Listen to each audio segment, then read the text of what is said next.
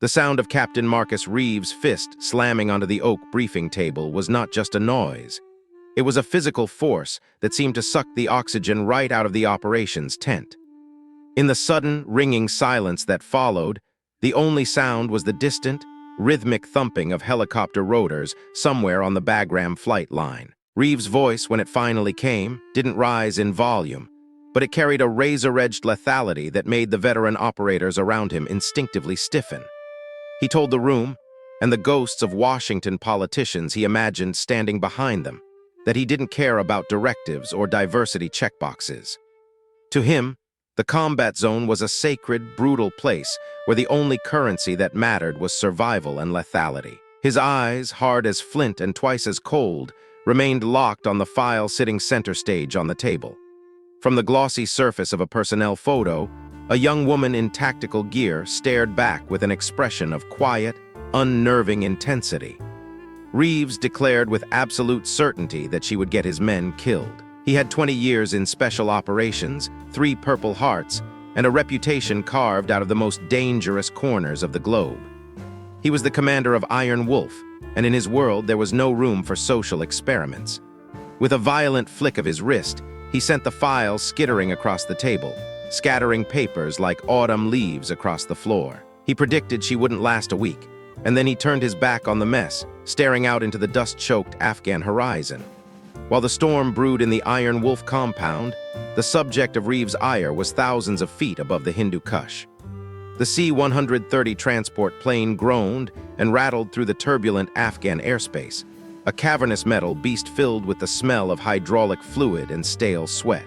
Lieutenant Ava Carter sat alone in the shadows of the cargo hold, her hands resting on the hard plastic of her sniper rifle case. At 23 years old and standing only 5'6", she looked remarkably small against the backdrop of the massive aircraft. But there was a stillness in her, a gravity that seemed to push back against the vibrations of the plane. She was carrying more than just her gear. She was carrying the weight of every whispered doubt, every condescending smirk, and every institutional barrier that had been placed in her path since she first put on the uniform.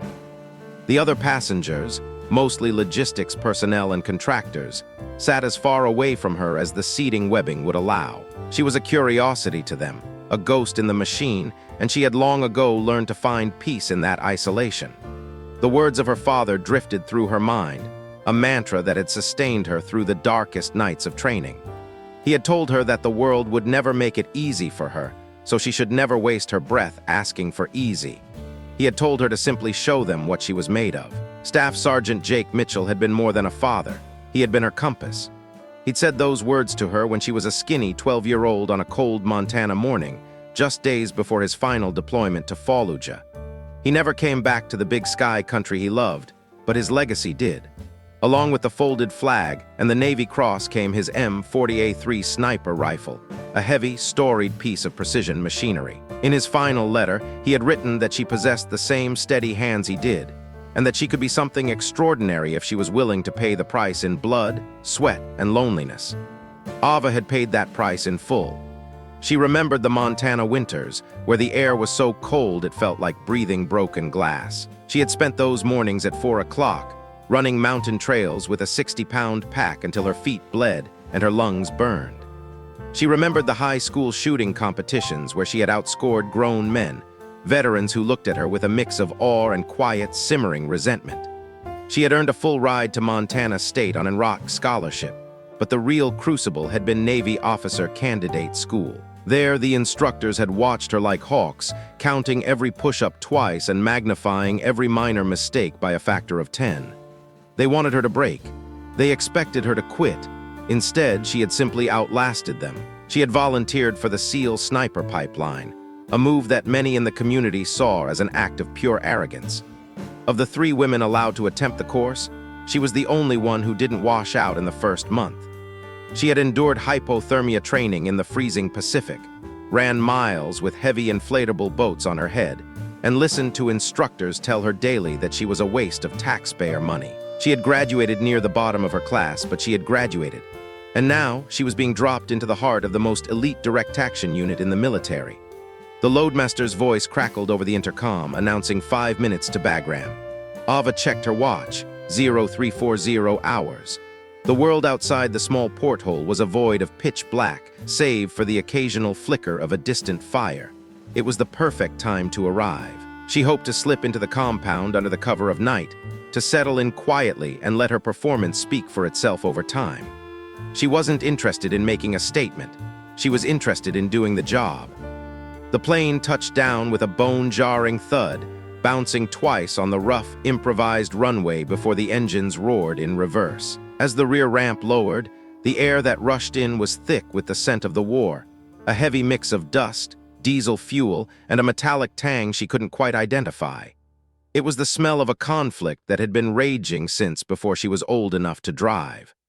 Waiting at the bottom of the ramp was a young private, his uniform appearing unnaturally crisp against the grime of the base. He looked like he hadn't started shaving yet, and he stood with a rigid formality that suggested he was intimidated by the task of escorting an officer to the Iron Wolf compound. He identified himself and offered to lead the way to the vehicle. They drove through the sprawling maze of Bagram in a battered Humvee, passing row after row of concrete T-walls, sleeping quarters, and massive hangars where Black Hawk helicopters sat like giant, predatory insects in the dark. The private kept stealing glances at her in the rearview mirror, his curiosity finally getting the better of his discipline. He asked if it was true that she had shot a perfect score at Scout Sniper School. Ava felt a small, weary smile touch her lips. She told him it wasn't perfect. She'd had a single miss on the unknown distance qualification. The private seemed stunned, noting that the guys had been talking about her. Ava simply replied that her performance was adequate, knowing that adequate was a word that meant very different things in her world than it did in his. The Iron Wolf compound was a fortress within a fortress, separated from the rest of the base by high barriers and armed guards who didn't recognize the private's credentials without a thorough check. When they finally pulled up to a low, reinforced building with blacked-out windows, the private refused to go any further. He wished her luck with an intensity that made Ava realize exactly what kind of reputation Captain Reeves and his men carried. She grabbed her heavy rifle case and her rucksack, stepping out into the cold desert air. The door to the compound was unmarked and imposing. She knocked twice, the sound echoing hollowly, but there was no answer. When she tried the handle, it turned easily. Inside, the atmosphere was thick with the scent of strong coffee and gun oil. The common area was a chaotic mix of mismatched furniture, walls plastered with unit patches, and framed photographs of men who looked like they had been forged in a furnace. At the far end of the room, a man emerged from a side office. He looked to be in his late 30s, built like a massive block of granite, with a thick beard that ignored every regulation in the book. He held a ceramic mug and wore a faded t-shirt that stretched tight across his chest. He didn't look impressed. He asked her if she was lost, his voice a low rumble that felt like it was vibrating in the floorboards. Ava stood her ground, identifying herself and stating she was looking for Captain Reeves. The man was Master Chief Ryan Decker, the senior enlisted leader of the unit. He took a slow, deliberate sip of his coffee, his eyes tracking over Ava with the practiced clinicality of a man checking a weapon for defects. He told her that Reeves was in his office and warned her that the captain was in a foul mood. Ava countered by asking when he wasn't, a remark that earned her a slight, almost imperceptible lift of Decker's eyebrow. He pointed her toward the last door on the right, his silence serving as both a guide and a warning. Ava found Captain Reeves exactly where Decker said he would be. The office was small, cramped, and buried under a mountain of maps and intelligence reports. Reeves didn't look up when she entered. He let her stand there in the doorway for a full 30 seconds, the silence stretching out until it felt like a physical weight. His jaw worked rhythmically, as if he were grinding down the frustration he felt. Finally, without looking away from his paperwork, he ordered her to close the door and sit. When he finally did look up, his eyes were like two polished stones. He asked her if she knew the real reason she was there. Ava began to give the official answer about providing sniper support, but Reeves cut her off with a sharp gesture. He told her she was there because of optics. He spoke of admirals in Washington who wanted to look progressive during congressional hearings and the need for good publicity to secure budget increases. He called her a liability, pointing out that she had scraped through training and was physically smaller and weaker than every other operator in his unit. He told her he didn't work for politicians. He worked for the men whose lives depended on the person standing to their left and right. He stood up and walked around the desk, looming over her. He painted a vivid, terrifying picture of what they did, inserting into hostile territory with no support, facing odds of 10 to 1, and operating in conditions that would break most soldiers. He told her she hadn't proven anything and that he had already informed JSOC that he didn't want her. The anger began to simmer in Ava's chest, a heat she knew all too well. It was the same fire that had driven her through the freezing surf of the Pacific and the grueling mountain runs in Montana. But she kept her face a mask of professional neutrality. She asked him what the test was, what she needed to do to earn her place. Reeves laughed, a sound devoid of any warmth. He told her there was no test because she wasn't getting on the team. He informed her that while he couldn't change her assignment to the compound, he had total control over who went outside the wire. His decision was final.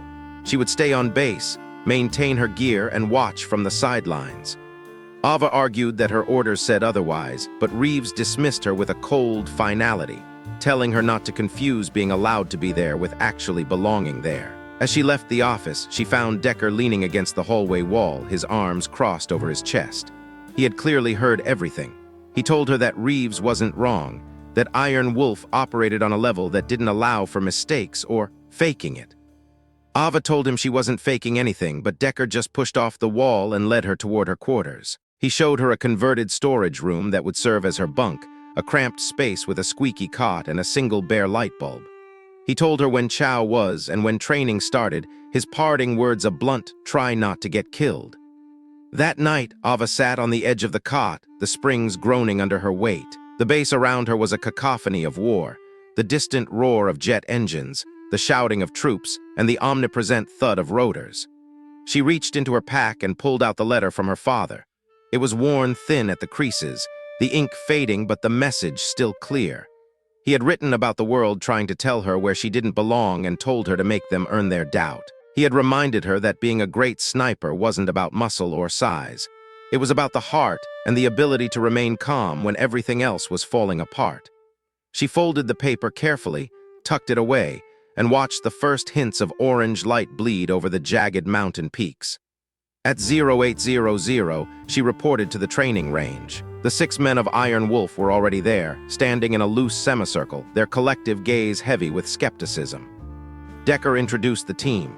Webb the comms expert, Rodriguez the breacher, Sullivan the medic, Chen the demolitions specialist, Crawford the team lead, and Lieutenant Hansen, the executive officer. Crawford, a man who looked like he had been carved out of a mountainside, stepped forward.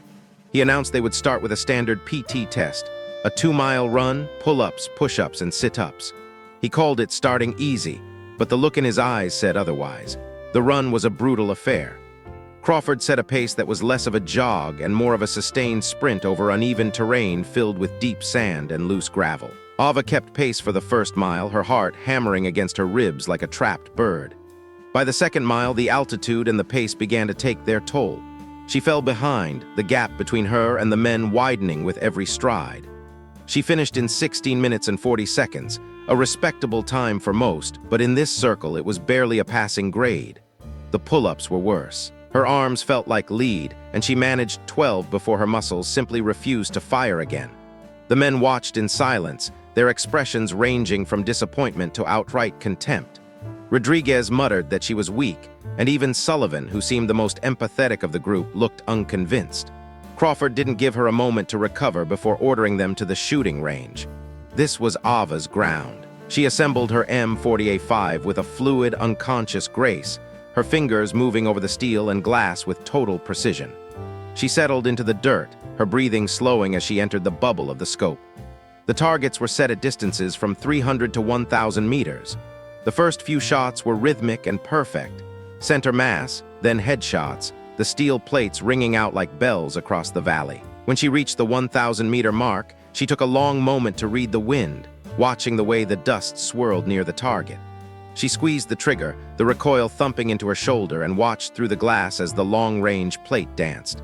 Chen let out a soft whistle of approval, but Webb wasn't moved, noting that anyone could hit a static target on a range. Crawford ordered her to do it again, twice as fast. Then again, and again. By the time he called a halt, Ava's shoulder was a blooming map of purple bruises, but every single one of her shots had found its mark. Crawford admitted she could shoot, but he reminded her that shooting back home wasn't the same as shooting when the world was exploding around her. He promised her a stress test, and he didn't make her wait for it. That afternoon, they put her back in full combat gear, 60 pounds of armor and equipment, and forced her through an obstacle course designed to break her. They threw smoke grenades that burned her throat, fired blanks next to her ears to shatter her concentration, and screamed insults at her every time she stumbled. When she finally reached the end, gasping for air and nearly blind with exhaustion, Crawford pointed to the range. He began calling out targets and distances in a rapid-fire cadence. Ava dropped into the dirt, her hands shaking so violently she could barely find the sight picture. But she forced herself to breathe. She found the first target, hit. The second, hit. 2 simultaneous targets at varying distances. 2 shots, 2 hits. She lay there in the dust, her vision tunneling, her body trembling, but she hadn't missed once. Crawford stood over her, his shadow long in the afternoon sun. He told her she could shoot under stress, but he questioned if she could handle the weight of a downed teammate or the horror of a mission gone wrong. He told her she didn't know what was at stake, and he promised her she was about to find out. The lesson came at 0200 hours.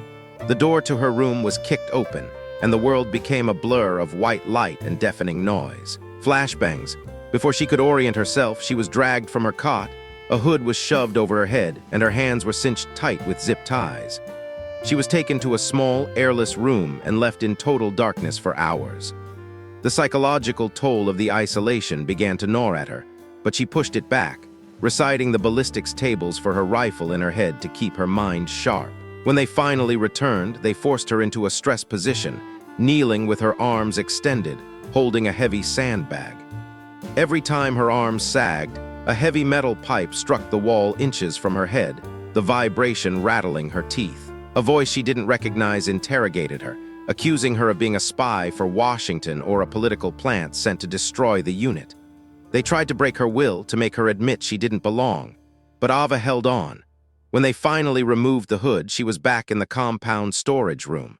Crawford, Webb, and Rodriguez were standing there, their faces unreadable. Crawford noted that she hadn't broken, and he offered her a hand to help her up. It was the first time any of them had touched her with anything other than aggression. The next 2 days were a blur of high-intensity drills. They ran vehicle extractions, building clearances, and hostage scenarios. Ava made mistakes. She was human, after all. She fumbled a reload, she missed a secondary door in a room clear, and she struggled with the complex medical drills Sullivan threw at her. Each failure was picked apart with clinical coldness. But she also had moments of brilliance. She navigated a simulated ambush with a level of calm that surprised even Crawford, and her ability to identify threats at extreme distances became an undeniable asset. The team's attitude began to shift, moving from open hostility to a sort of guarded curiosity. She wasn't one of them yet, but she was no longer just a diversity checkbox. Then came the mission briefing. The team gathered in the flickering light of a digital map. Their target was Rashid Ahmadi, a high-level Taliban commander hiding in a fortified compound 40 kilometers to the north. It was a high-stakes capture-or-kill operation with a razor-thin margin for error. Reeves laid out the plan. A night insertion, a 12-minute window to hit the target, and a fast extraction before the local insurgents could mobilize. He assigned roles to everyone. Hansen would lead the assault, Crawford and the others would clear the buildings, and Sullivan would provide medical support. As the briefing wound down, the room grew quiet. Crawford looked at the map and then at Reeves, noting the need for a dedicated Overwatch sniper. He pointed out that the compound had multiple approaches and that if a quick reaction force arrived, the assault team would be pinned down without someone on the high ground to provide suppressing fire. He looked directly at Ava and then back at Reeves, stating that she was the best qualified for the role. Reeves didn't even look at her. He leaned over the table, his voice low and dangerous. He told Crawford he was aware of the requirements, but he wasn't going to risk the lives of his men on a green shooter who might freeze the moment the first real bullet started flying. He looked at Ava then, his eyes filled with a hard, uncompromising disdain. He told her she was staying behind, and he made it clear the discussion was over. The air in the room felt heavy, the tension between the captain and his team lead palpable. Ava stood in the corner, her jaw set, her heart burning with a mix of frustration and a cold, rising determination. She had done everything they asked. She had endured the training, the humiliation, and the physical torment. But in the eyes of the man who mattered most, she was still just a ghost. The compound hummed with the electric energy of pre-mission preparation. The air was thick with the smell of CLP and the rhythmic clicking of magazines being loaded. Ava watched from the shadows as the men she had trained with, men who had started to look at her with something resembling respect, checked their gear with practiced mechanical movements. Rodriguez was checking the charges on his breaching strips, his face set in a grim mask. Webb was testing the encrypted frequencies, his fingers dancing over the radio controls. Crawford was moving among them, a silent titan, ensuring every piece of equipment was mission-ready. They were a machine, a finely tuned instrument of war, and she was the spare part left on the shelf. She retreated to her small room, the silence there feeling louder than the noise outside. She sat on the cot and began to clean her rifle. It didn't need it, it was already spotless. But the repetitive motion of the cleaning rod, the familiar scent of the oil, and the weight of the steel in her hands provided a grounding force. She thought about her father again. She thought about the Navy Cross in its velvet box and the letter that told her she had the heart of a sniper. She realized then that Reeves wasn't just testing her skills, he was testing her spirit. He wanted her to be angry, to be resentful, to give up. He wanted her to prove him right by fading into the background. She stood up, slung her rifle, and walked back out into the common area. The team was already moving toward the flight line, their silhouettes stark against the floodlights of the base. Reeves was standing near the door, watching them go. Ava stopped in front of him. She didn't ask for permission. She didn't plead. She simply looked him in the eye and told him that if the team hit trouble, they wouldn't care about his politics or his pride. They would care about the person who could see the threat they couldn't. She told him she would be ready, whether he wanted her to be or not. Reeves didn't say a word. He just watched her, his expression unreadable, as the first of the transport helicopters roared to life in the distance, its blades cutting through the Afghan night like a warning. The departure of the team left the compound feeling hollowed out. Ava stayed in the operations center, watching the flickering screens that displayed the mission's progress. The TOC, or Tactical Operations Center, was a dark room filled with the hum of servers and the low chatter of radio operators. On the main screen, a grainy infrared feed from a high-altitude drone showed the target compound, a cluster of mud-walled buildings nestled in a jagged valley. Little heat signatures, representing the Iron Wolf team, moved toward the objective like silent, predatory ants. Reeves sat at the center of the room, his headset on, his eyes never leaving the screen. He was a conductor directing a symphony of violence. 3 minutes to touchdown, a voice crackled over the radio. The drone feed showed the two Black Hawks flaring for landing, kicking up massive clouds of dust that obscured the heat signatures for a few tense seconds. Then the team emerged, moving with tactical precision toward the perimeter wall. Breach in 10 seconds. Hansen's voice came through, steady and calm. Ava watched as the flash of the breaching charge lit up the infrared sensor. The team surged inside. The next few minutes were a chaotic blur of thermal flares and rapid-fire radio reports. Room 1 clear, Room 2 clear. We have contact, multiple hostiles down. The mission seemed to be going perfectly. They had surprise, they had speed, and they had the superior technology of the American war machine. But Ava was looking at the wider drone feed, something the operators in the heat of the moment couldn't see. On the edge of the screen, 5 kilometers to the north, a line of heat signatures was moving fast toward the valley. Vehicles, many of them. "TOC, this is Overwatch 1, Ava said, her voice cutting through the tension of the room. Reeves glanced at her, his brow furrowed. She pointed to the northern edge of the screen. "You've got a motorized QRF moving in from the village of Galat. At their current speed, they'll be on the compound in 6 minutes. That's half the time you estimated for extraction." Reeves looked at the screen, then at the intel officer sitting next to him.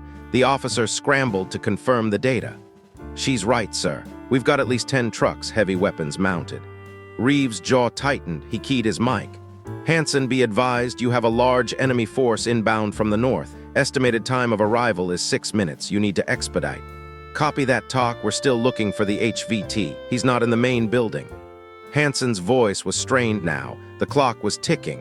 In the compound, the fight had intensified. The Taliban security force had recovered from the initial shock and was now engaging the Iron Wolf team from reinforced positions within the maze of buildings. The 12-minute window was closing fast, and the enemy reinforcements were closing even faster. "Sir, they're going to get pinned down," Ava said, her voice low. She didn't wait for a response this time.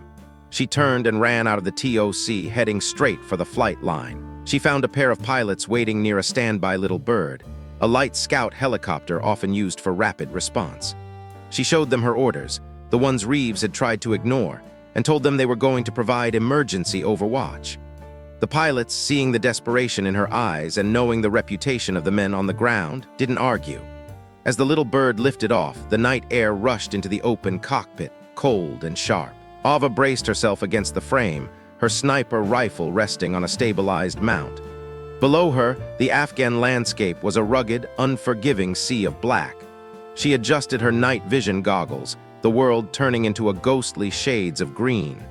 They reached the valley just as the first of the enemy trucks arrived. The lead vehicle, a technical with a heavy machine gun mounted in the back, was already opening fire on the compound wall where the Iron Wolf team was trying to extract.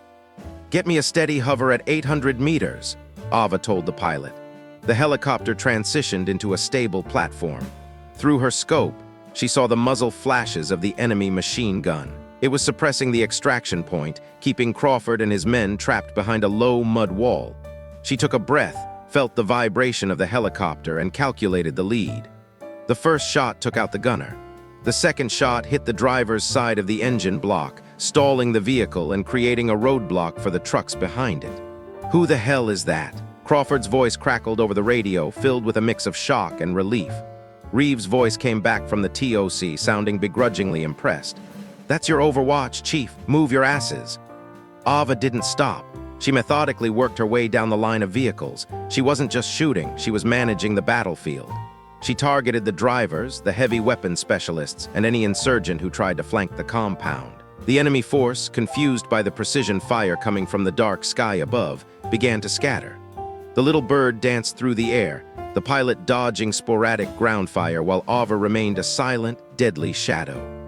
Inside the compound, the team finally found Ahmadi. They dragged him toward the waiting Black Hawks, their movement covered by the constant, rhythmic bark of Ava's rifle. As the transport helicopters lifted off, the enemy force made one last desperate push. A group of insurgents emerged from a hidden tunnel near the extraction site, aiming an RPG at the lead Black Hawk. Ava saw the threat before anyone else. She shifted her aim, adjusted for the wind of the helicopter's downwash, and squeezed the trigger. The RPG gunner collapsed just as the rocket spiraled harmlessly into the hillside. The extraction was a success. As the helicopters cleared the valley and headed back toward Bagram, a heavy silence fell over the radio.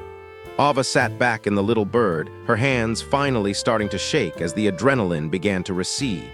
She looked down at her rifle, the steel still warm from the dozen rounds she had sent downrange.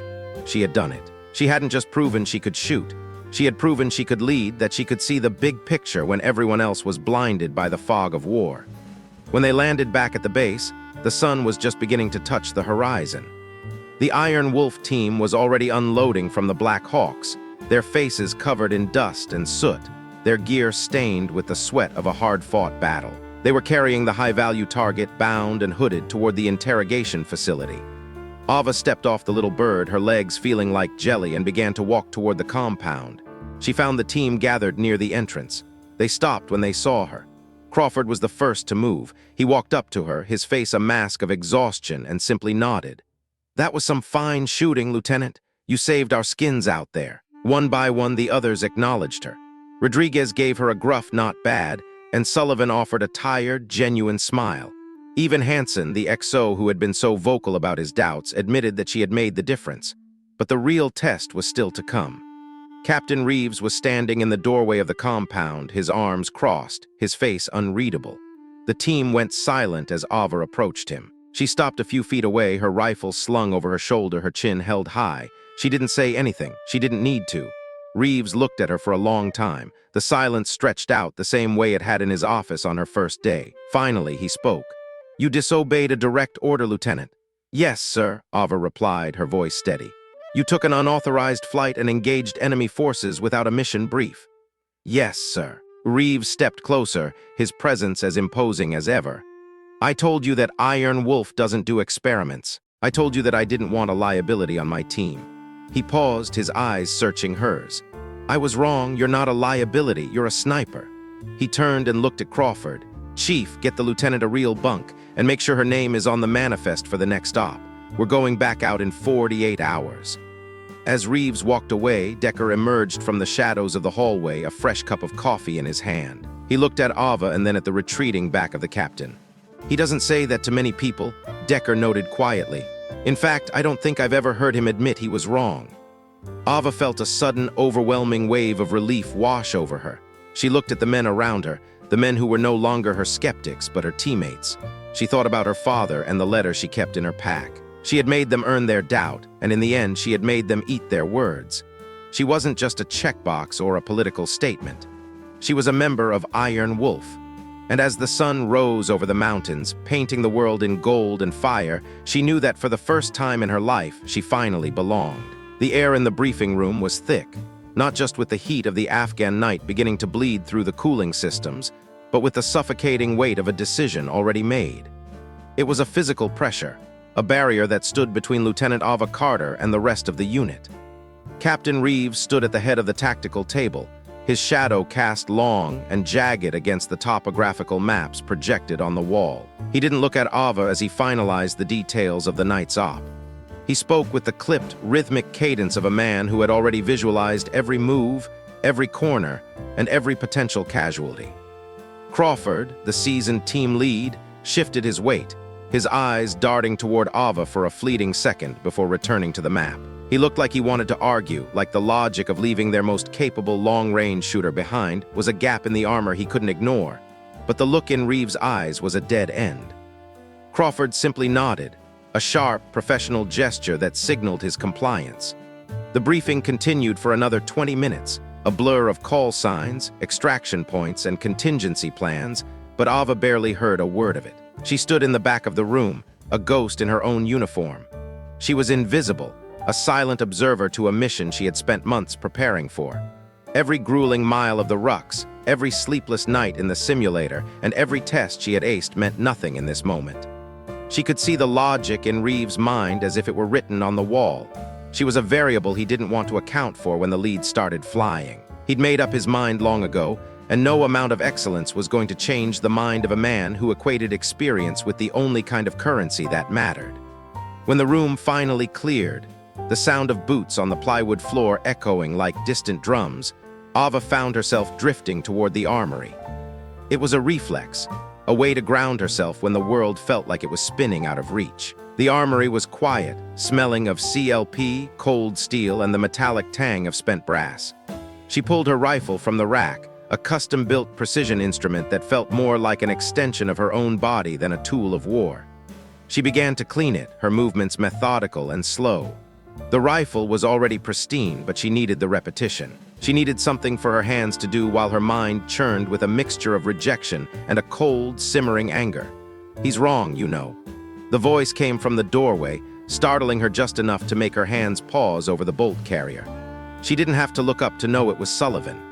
The team medic had a way of moving that was strangely quiet for a man of his size. He stood there with his medical pack slung over one shoulder, looking less like a soldier and more like a weary traveler.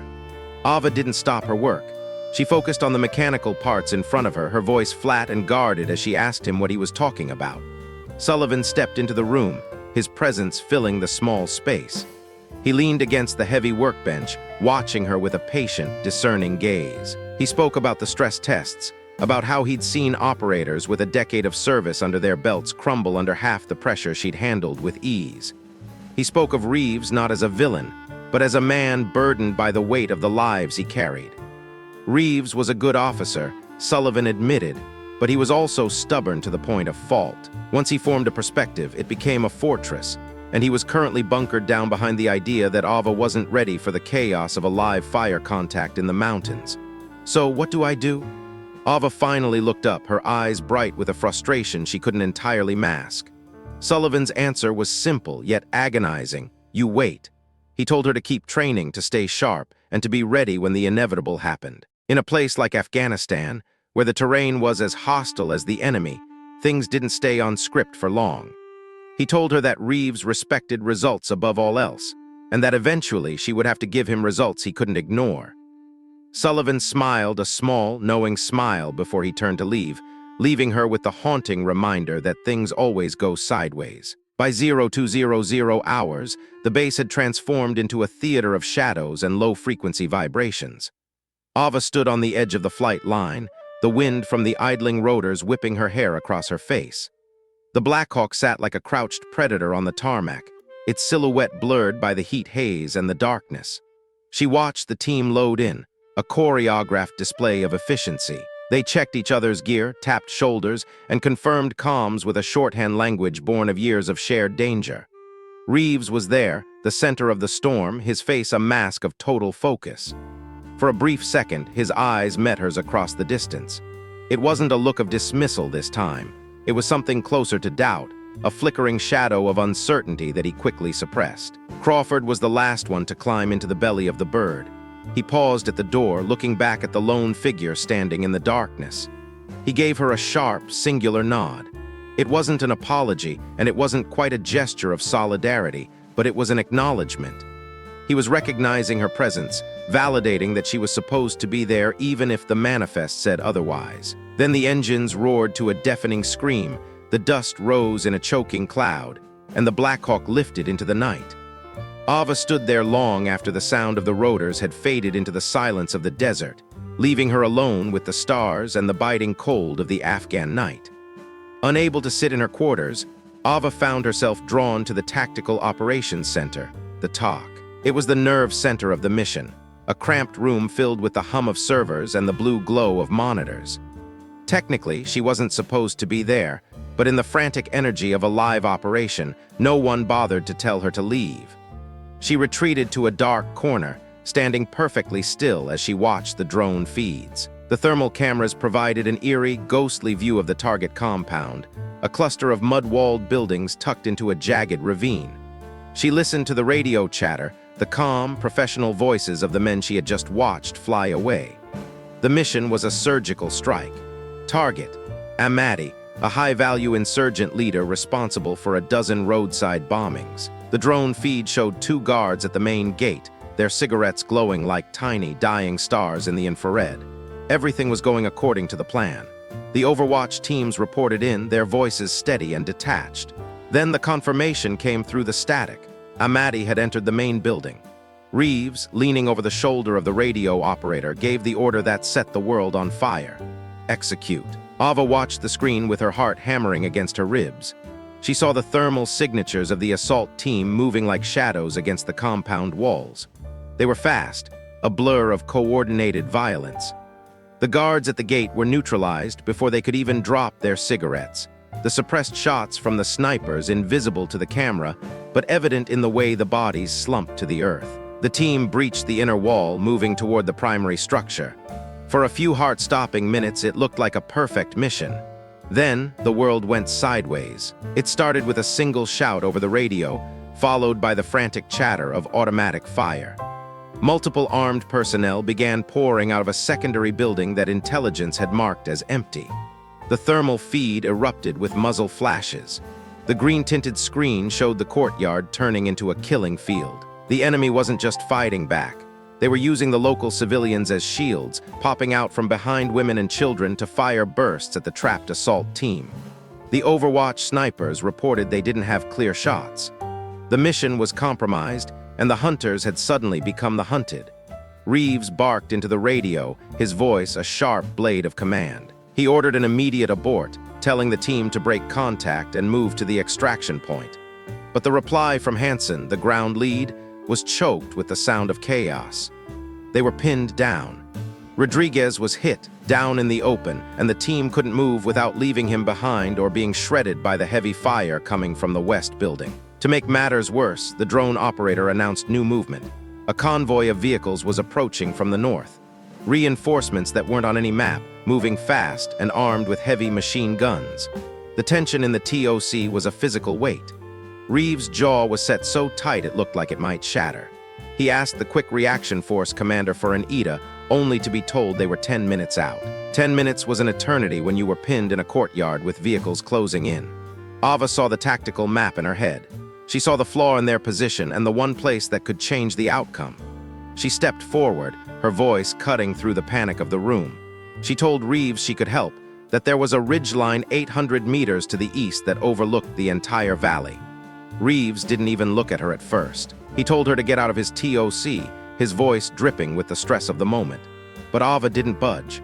She spoke with a clarity that silenced the room, detailing the exact coordinates and the lines of sight she could establish from that ridge. She told him she could buy the team the time they needed.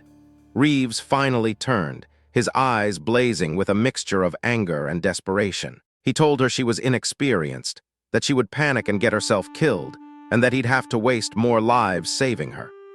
Ava met his gaze with a steadiness that seemed to pull the air out of the room.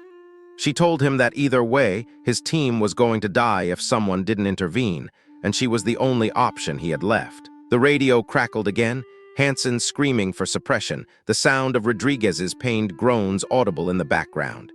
Reeves stared at her for 3 long seconds, a lifetime in combat. Finally, he looked at his operations sergeant and told him to get her a vehicle and a driver. He warned her that if she died, he wasn't writing a letter to her mother. Ava's response was cold and final. She didn't have a mother to write to. Minutes later, Ava was in the back of a modified Humvee, the vehicle roaring through the pitch-black desert at speeds that threatened to flip it on every turn. The driver was a young specialist named Martinez, his knuckles white on the steering wheel. He kept glancing at her in the mirror, asking if she was sure about the play. Ava didn't answer. She was busy checking her rifle, the familiar weight of the weapon providing the only comfort she had. Her hands were steady, a fact that surprised her. She had expected to be paralyzed by the magnitude of the moment, but instead, she felt a strange, crystalline focus. Her father's voice whispered in the back of her mind, reminding her that a sniper's greatest weapon wasn't the rifle, but the calm they held within. The Humvee skidded to a halt at the base of a jagged, rock-strewn ridge. The sky to the west was flickering with the orange glow of the battle. Ava scrambled out, grabbing her gear and her long-range pack. Martinez stayed with the vehicle, his own rifle raised to scan the dark perimeter. He promised he wouldn't leave without her, a vow that felt like a lifeline in the middle of the void. Ava began the climb. The ridge was a nightmare of loose shale and vertical drops. Every step was a battle against gravity and the thin mountain air. Her lungs burned and her pack felt like it was filled with lead, but she pushed through the pain, fueled by the terrifying knowledge that every second she spent climbing was a second her team didn't have. She reached the summit and dropped into a prone position, her heart thumping against the cold stone. She assembled the rifle with a speed born of 1,000 repetitions. She adjusted the bipod, dialed in the scope, and peered through the glass. The compound jumped into view, a chaotic mess of fire and shadow 800 meters away. She could see the team huddled behind a crumbling wall, and she could see the muzzle flashes from the west building that were keeping them trapped. Iron Wolf 6, this is Carter. I'm in position. The silence on the other end of the radio lasted only a second. Then Reeves' voice came through, devoid of his earlier hostility. He told her to engage at will and to make every shot count. Ava took a breath, letting it out halfway, feeling the world narrow down to the center of her reticle. She found her first target, a man in a second-story window raining fire down on Crawford's position. She accounted for the wind, the slight elevation drop, and the humidity. She squeezed the trigger. The rifle bucked into her shoulder, the suppressed report a soft puff in the vast silence of the ridge. Through the scope, she watched the man in the window jerk backward and vanish. She didn't wait to celebrate. She worked the bolt, the brass casing chiming against the rocks, and found the next target. One by one, she began to pluck the insurgents from the windows and doorways. On the radio, she heard Crawford's voice, filled with a sudden, renewed energy. He didn't know who was shooting, but he knew the pressure was lifting. The arrival of the trucks changed everything. 4 pickups, outfitted with heavy DSHK machine guns, roared toward the northern gate. If those guns opened up, the thin mud walls providing cover for the assault team would turn to dust. Ava shifted her focus. She knew she couldn't take out 4 vehicles and 20 men with single shots fast enough. She looked for a vulnerability and found it in the lead truck, a leaking fuel bladder strapped to the bed. She shifted her aim, held her breath against the rising wind, and fired. The explosion was magnificent. A pillar of fire erupted into the night sky, the force of the blast flipping the lead truck and sending a wave of heat across the valley. The other vehicles swerved, their drivers panicked by the sudden wall of flame. Ava used the chaos to her advantage, picking off the gunners as they tried to reorient. She was a machine, a phantom on the hill that they couldn't see and couldn't hit. The assault team began their move. She watched through the scope as they carried Rodriguez toward their own extraction vehicles. She provided a continuous curtain of fire, shifting her aim whenever an enemy muzzle flash appeared. But the enemy was starting to figure it out. They were seasoned fighters, and they knew the direction the rounds were coming from. A series of flashes erupted from the base of the ridge. They were walking fire up the hill toward her. "Get out of there, Carter." Reeves' voice was urgent. "They've marked you." Ava ignored the order for one more shot, dropping a man who was aiming an RPG at the retreating team. Just as she rolled away, the ridge behind her disintegrated in a deafening roar. An RPG had found her position. The blast wave was a physical fist that lifted her off the ground and threw her down the back of the slope. She tumbled through the darkness, her body slamming against rocks and thorny brush. When she finally stopped, her world was a blurred mess of ringing ears and searing pain. She could taste blood in her mouth, and her left arm was a numb, useless weight. She forced herself to stand, her vision swimming. She had to get back to Martinez. She staggered down the hill, the sound of the battle fading behind her, replaced by the internal roar of her own pulse. When she reached the spot where the Humvee had been, her heart sank. The vehicle was there, but the door was wide open, and Martinez was gone. There was a dark smear on the driver's seat, blood. A trail of red led away from the vehicle, disappearing into a nearby wadi. Ava's radio was cracked, the casing shattered, but she could hear the faint, distorted voice of Reeves calling her name. She didn't answer. She couldn't. She followed the blood trail into the dry riverbed, her pistol drawn in her good hand. She found Martinez 200 meters away. He was on the ground, clutching a jagged wound in his stomach, surrounded by 3 insurgents who were laughing as they debated what to do with him. Ava didn't hesitate. She didn't have the luxury of a steady aim or a long-range scope. She moved with a primal, desperate speed. She fired her sidearm, the cracks of the pistol loud in the narrow wadi. The first 2 men went down before they knew she was there. The third dove for cover, spraying a burst of AK fire that hissed past her head. Ava dropped to one knee, the pain in her ribs nearly making her black out, but she forced herself to focus. Martinez, reaching for his own sidearm with a trembling hand, fired a single shot that caught the last insurgent in the chest. Ava crawled to him, her breath coming in ragged gasps. Martinez was gray, his eyes unfocused. He tried to apologize, mumbling something about taking a hit when they ambushed the car. Ava told him to shut up, that she was getting him out. But as she looked back toward the ridge, she saw the lights of more vehicles. The reinforcements had bypassed the compound and were hunting the source of the fire. She knew they couldn't make it back to the Humvee in time. She dragged Martinez into a shallow depression, a natural fortress of stone and sand. She keyed her radio, praying the internal components were still intact.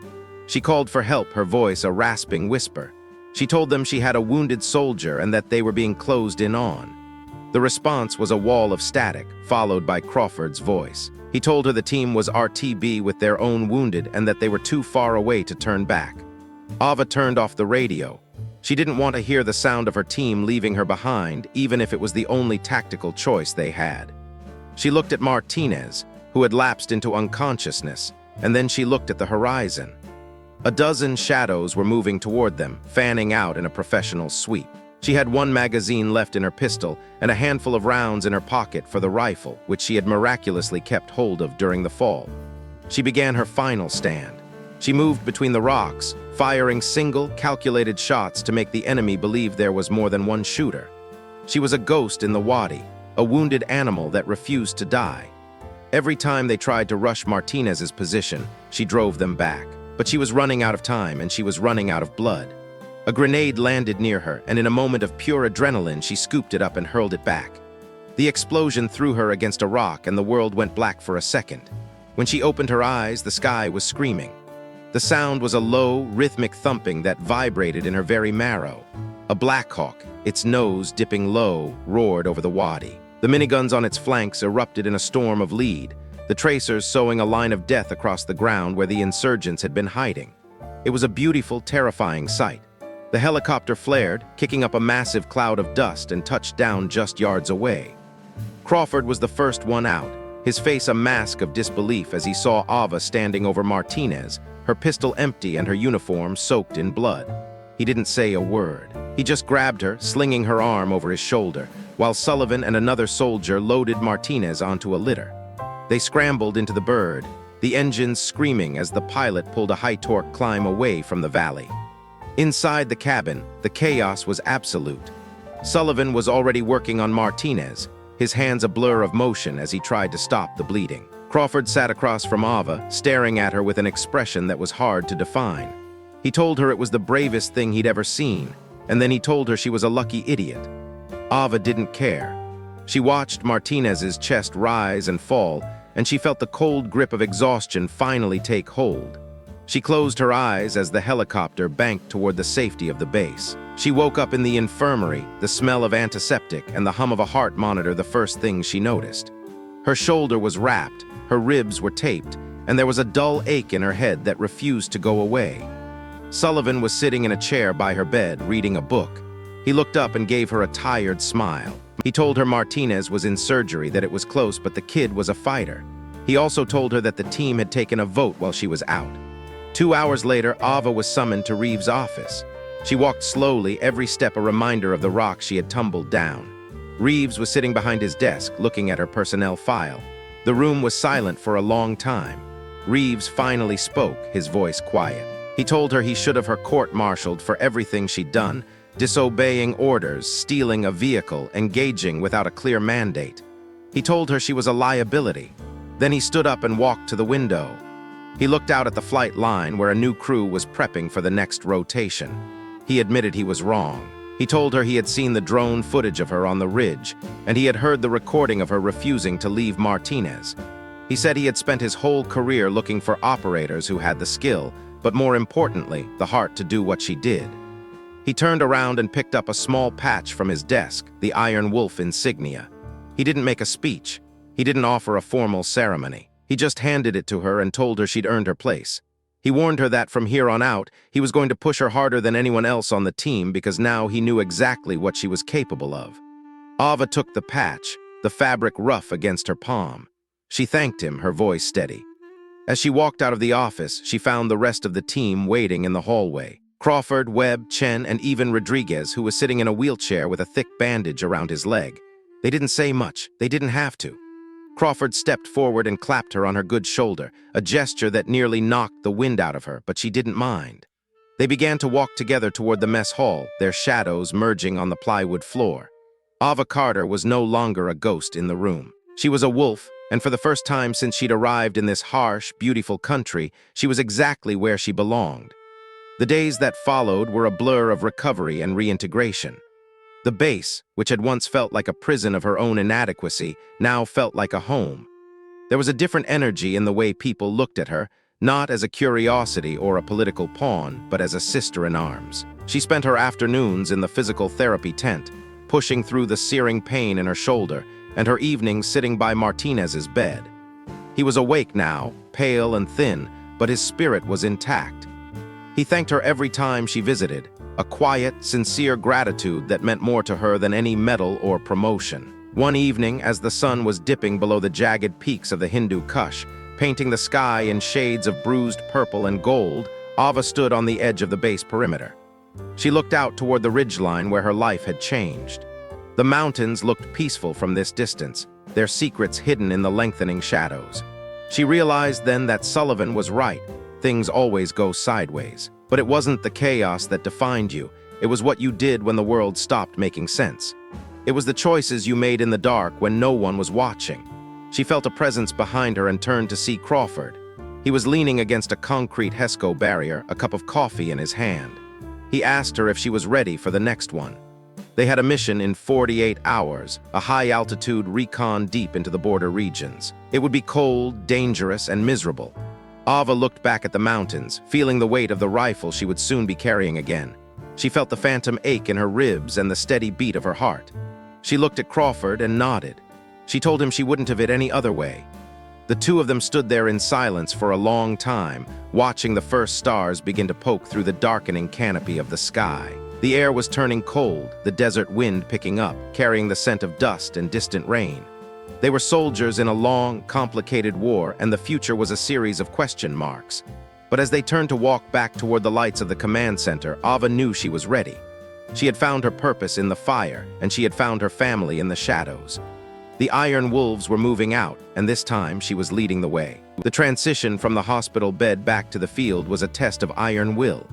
Ava didn't just want to be back, she wanted to be better. She spent hours on the range, relearning the subtle nuances of her rifle's kick with her healing shoulder. She worked with the team on new extraction drills, her voice now a confident part of the tactical chatter. Reeves watched her from a distance, his silence no longer a wall, but a form of respect. He didn't coddle her and he didn't give her a pass. He expected perfection, and Ava gave it to him, shot after shot, mile after mile. On the night of the next mission, the atmosphere in the briefing room was different. There was no tension, no lingering doubt. Ava sat at the table with the others, her map marked with the same lines and symbols as theirs. When Reeves finished the briefing, he looked at his team, and simply said, "Let's bring everyone home." It was a simple mandate, but for Ava, it was the only one that mattered. As they walked toward the flight line, the sound of the idling Blackhawks was a symphony of readiness. She climbed into the bird, settling into her seat next to Crawford. The helicopter lifted off, the base shrinking into a tiny patch of light in the vast, unforgiving darkness of the Afghan night. Ava looked out the open door, the wind rushing past her, her eyes fixed on the horizon. She knew the risks and she knew the cost. She knew that somewhere out there, things would likely go sideways again. But as she gripped her rifle and checked her comms, she wasn't afraid. She was a sniper, a guardian, and a member of the pack. She was Lieutenant Ava Carter, and she was exactly where she was meant to be. The landscape below shifted from flat desert to the jagged, serrated teeth of the high mountains. The air inside the cabin grew colder, the breath of the soldiers turning into faint mist. No one spoke. There was no need for words. They were a single organism now, bound by the events of that night in the wadi. Ava felt a sense of peace she hadn't known before. The rejection, the anger, the struggle to prove herself, it had all burned away, leaving behind something tempered and strong. She watched the moon reflect off the snow-capped peaks, a silent witness to the silent hunters moving through the sky. When the signal came to prep for landing, Ava checked her gear one last time. She adjusted her night vision goggles, the world turning into a grainy, emerald-hued landscape of shadows and light. She felt the familiar surge of adrenaline, but this time it was controlled, channeled into the focus she needed. The Blackhawk hovered inches above a rocky plateau, the downdraft screaming against the stones. One by one, the wolves vanished into the darkness. Ava was the last to jump, her boots hitting the ground with a solid, reassuring thud.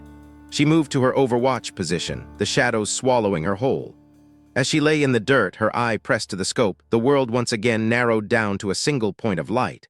She watched her team move through the valley below, a line of ghosts in the green light. She was their eyes, their silent protector, the phantom on the hill. And as the first rays of a distant sun began to bleed over the eastern horizon, Ava Carter knew that no matter what the day brought, she was ready to face it. The mission had begun, and the iron wolves were hunting. The atmosphere in the room shifted the moment Ava stepped inside. It wasn't just the physical presence of the men, though they seemed to take up more space than should be possible in the cramped quarters of the base. It was the weight of their attention. Crawford stood at the center, his massive frame silhouetted against the harsh fluorescent lights, his arms crossed over a chest that looked like it was carved from granite. Beside him stood Sullivan, the team's medic, whose eyes always seemed to be searching for a wound to heal or a weakness to shore up. Hansen, Chen, and even Martinez were there. Martinez looked like he'd been through a meat grinder, pale, shaky, and leaning heavily on a crutch. But he was standing on his own 2 feet. Crawford was the first to speak, his voice a low rumble that seemed to vibrate in the floorboards. He told her he'd heard she made it official. He told her that apparently they were stuck with her now. Ava didn't flinch. She met his gaze with a steady resolve that she hadn't known she possessed until a few days ago. She told him she guessed so, and for the first time the chief title didn't feel like a barrier. It felt like a bridge. Rodriguez, the man whose life had hung in the balance so recently, rolled forward in his wheelchair. The squeak of the wheels was the only sound in the sudden silence. He looked up at her, his expression a mixture of profound gratitude and the kind of respect that isn't given, only earned. He told her she'd saved his life out there. He told her he wouldn't forget it. Martinez, standing just behind him, added his own quiet confirmation. Webb, ever the skeptic, crossed his arms, but the sharp edge of his usual cynicism was gone, replaced by a lopsided, almost genuine smile. He reminded her that this meant she was buying the first round when they finally made it back to civilization. Ava agreed, the weight on her shoulders lifting just enough to let her breathe. As they headed toward the team room together, a sense of belonging washed over her, warmer than the Afghan sun. It wasn't because she was the strongest or the fastest. It wasn't because she had decades of experience or a chest full of medals. It was simpler and far more profound than that. When the world had turned into a chaotic nightmare of fire and blood, she hadn't run. She'd stayed. She'd bled. She'd shown up. In the world of Iron Wolf, that was the only currency that mattered. The team room was a sanctuary of grit and lived in chaos. It smelled of scorched coffee, ancient upholstery, and the unmistakable scent of men who lived in a state of constant readiness. Crawford was already in his element, his feet propped up on a scarred, battered wooden table that had likely seen more tactical discussions than most Pentagon boardrooms. He was cleaning his rifle with a level of focused, rhythmic devotion that most people only reserved for a newborn child. Across the room, Webb was embroiled in a heated debate with Chen over a football game that had taken place 3 years ago, an argument that seemed to have no end and no clear winner.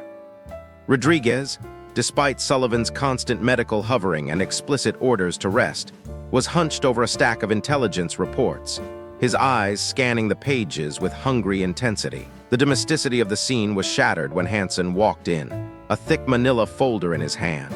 He tossed it onto the table with a heavy thud that silenced the room. He announced a new mission briefing in 20 minutes and made it clear that Commander Reeves wanted everyone there, including Ava. The shift in the room was instantaneous. The casual banter died away, replaced by a cold, professional focus. Crawford didn't even look up from his rifle when he asked for the target. Hansen's answer was short and clipped. A CIA asset had been captured.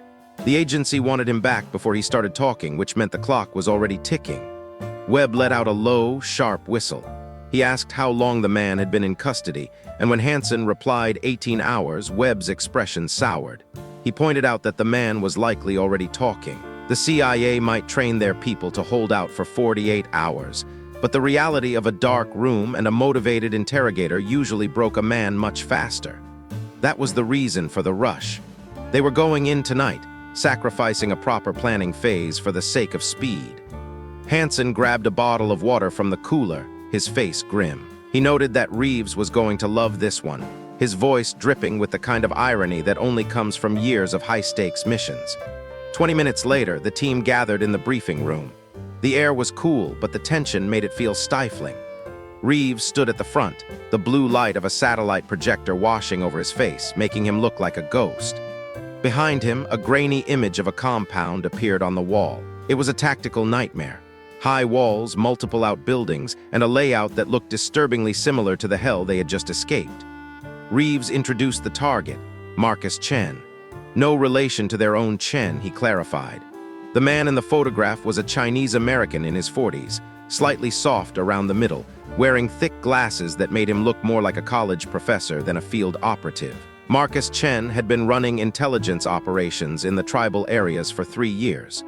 According to Reeves, he was brilliant at his job but possessed a fatal knack for getting into trouble. 2 days ago, he'd vanished during a meeting with a local informant. 12 hours ago, intelligence confirmed he was being held by a splinter group known as the Zarqawi Network. Crawford admitted he'd never heard of them, and Reeves explained why.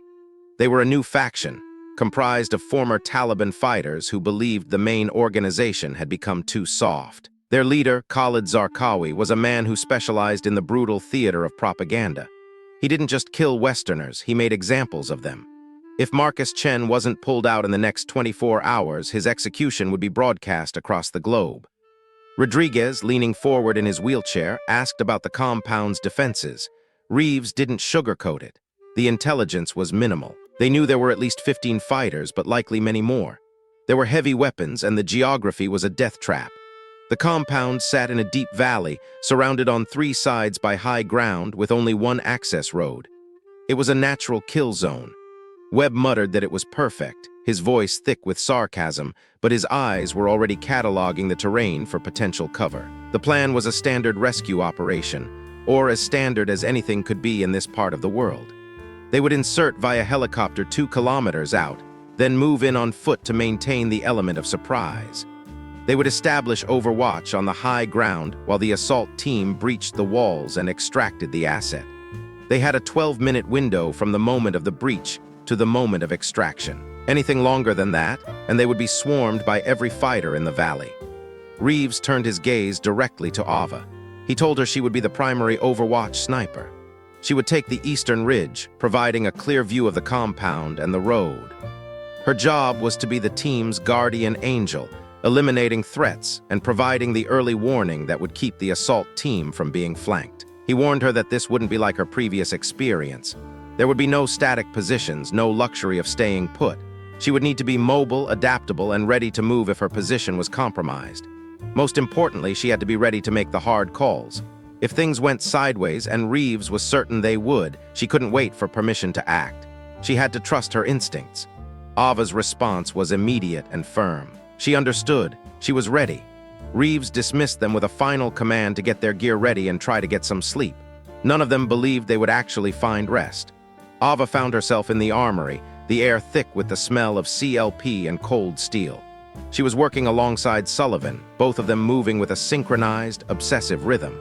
In this world, the way you packed your kit was the difference between life and death. Sullivan was threading medical supplies into his pack with practiced, fluid motions.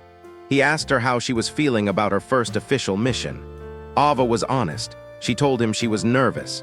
Sullivan nodded, checking a tourniquet before stowing it away. He told her that nervous was good.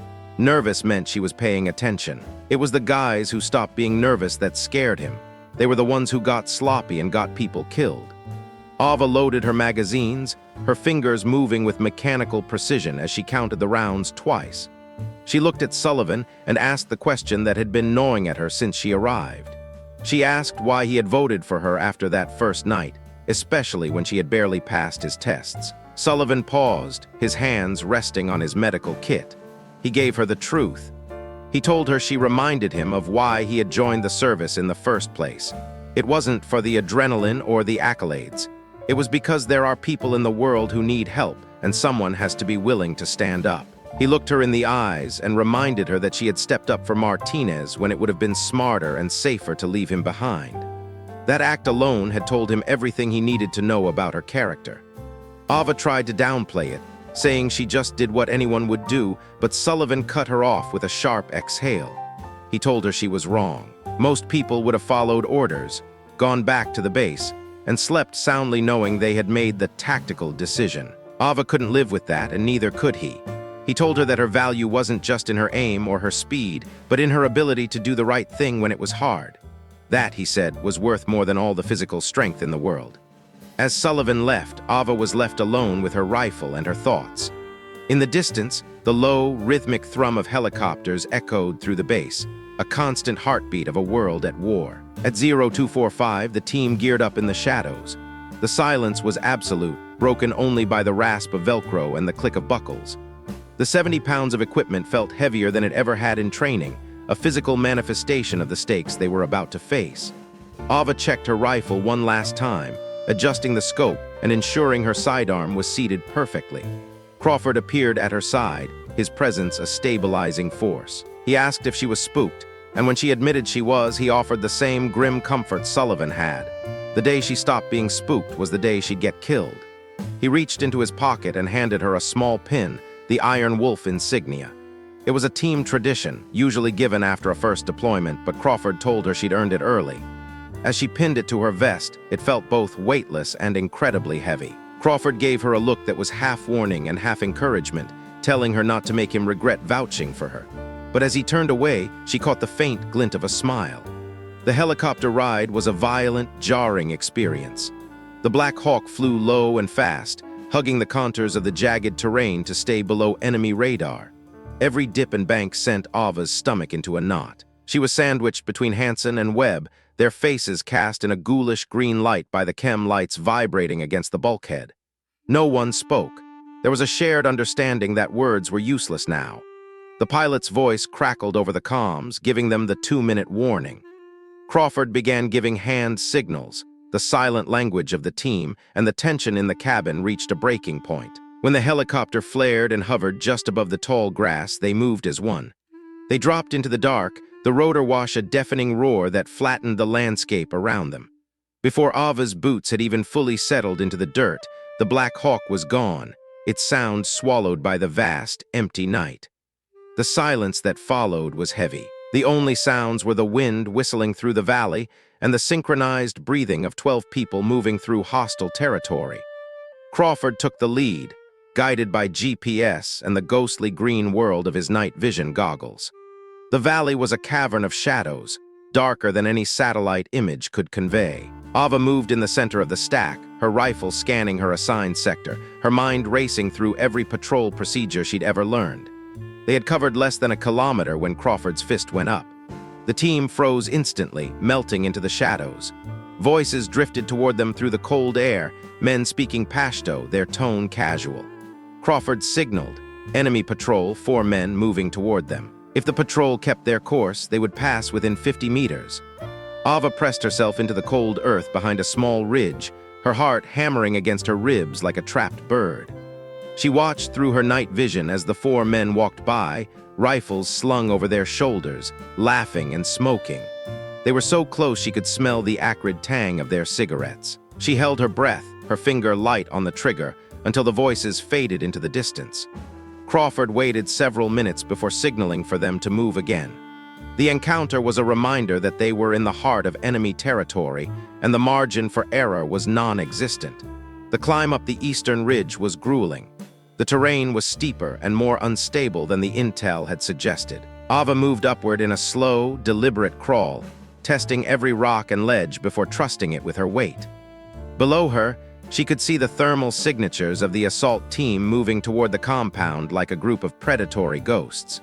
When she finally reached her overwatch position, she moved with practiced speed. She deployed the bipod, laid out her spare magazines, and prepared her range card, marking the distances to the gate, the rooftops, and the access road. Through her scope, the compound was sharp and clear. 2 guards stood at the main gate, their silhouettes glowing white in the thermal view. A truck with a heavy machine gun sat in the center of the courtyard. Ava whispered into her radio that she was in position.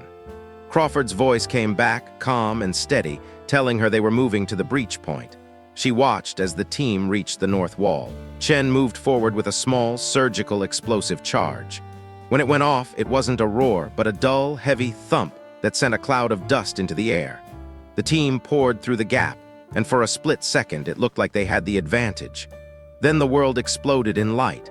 Every building in the compound ignited with electricity, and fighters appeared on the rooftops as if they had been waiting in the wings of a theater. The machine gun in the courtyard erupted, its tracers carving lines of fire through the night. It was a trap, a perfectly orchestrated ambush. Crawford's voice came over the radio, strained but professional, reporting heavy fire and multiple hostiles in prepared positions. Ava didn't wait for orders. She began to work. She took out the guards at the gate first, then shifted her aim to the fighters on the rooftops. She moved with mechanical precision, accounting for the wind and the drop, her rifle a steady rhythmic pulse in the chaos.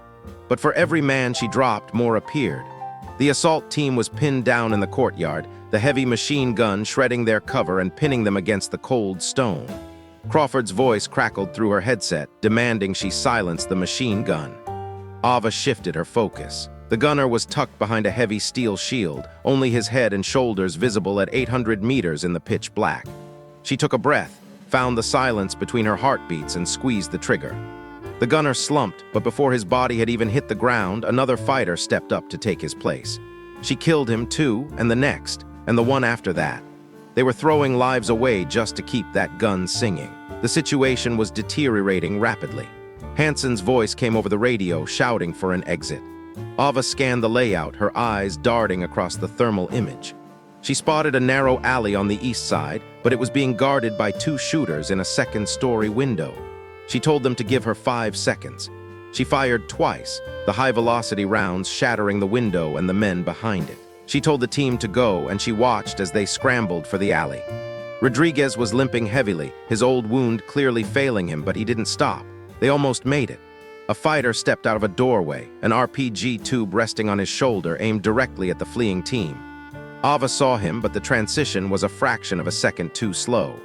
The rocket flared, a streak of white-hot light that slammed into the ground near the team. The explosion was a wall of sound and pressure that threw Crawford, Webb, and Rodriguez through the air like ragdolls. The radio erupted with the sound of panic and pain. Chen's voice was frantic, reporting multiple casualties. Sullivan was already moving, ignoring the fire to drag Rodriguez toward the safety of the alley. Hansen grabbed Webb, who looked limp and unresponsive, but Crawford was still out in the open, lying motionless in the dirt. The RPG shooter was already reloading, his movements frantic as he prepared another round. Ava fired, dropping the shooter, but more fighters were closing in on the fallen team leader. Sullivan reported that Rodriguez was critical and Webb was unconscious. He couldn't reach Crawford without being cut to pieces. He asked if Ava could provide enough suppressing fire to let them reach him. Ava looked at her remaining ammunition. She had 4 magazines left. 60 rounds. It wasn't enough to suppress a whole compound of motivated fighters. She had to tell them the truth. She didn't have the ammo. There was a horrific silence on the radio. Then Hansen's voice, thick with a terrible grief, said they had to leave him. They had no choice. If they stayed, they would all die. Ava watched through her scope as Crawford's chest moved. He was alive. He was lying there, bleeding and alone, while his team prepared to abandon him. In that moment, the rules of engagement and the hierarchy of command vanished. She told them she was going down. Hansen tried to order her to stay, calling it a suicide mission, but she was already moving. She grabbed her gear and her one smoke grenade, sliding and tumbling down the steep ridge with a reckless disregard for her own safety.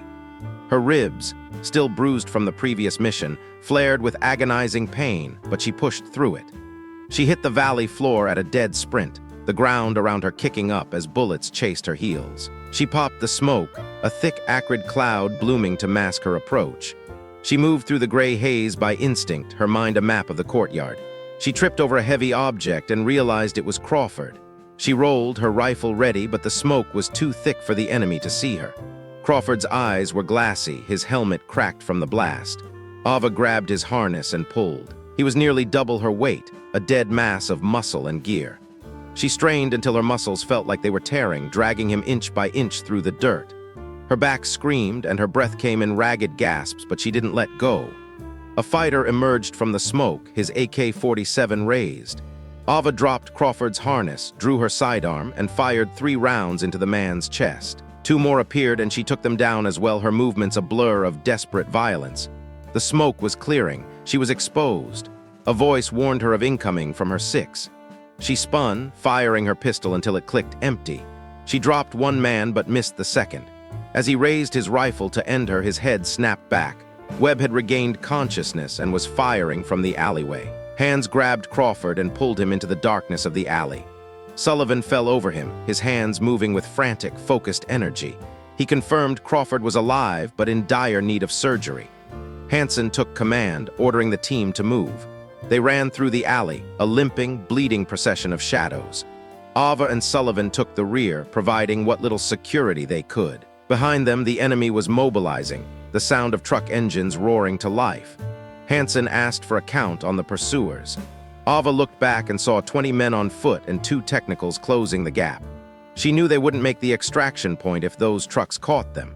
She stopped at the end of the alley, took a knee, and began to fire her pistol at the leading edge of the pursuit. It was a desperate gamble to buy them seconds, and it worked.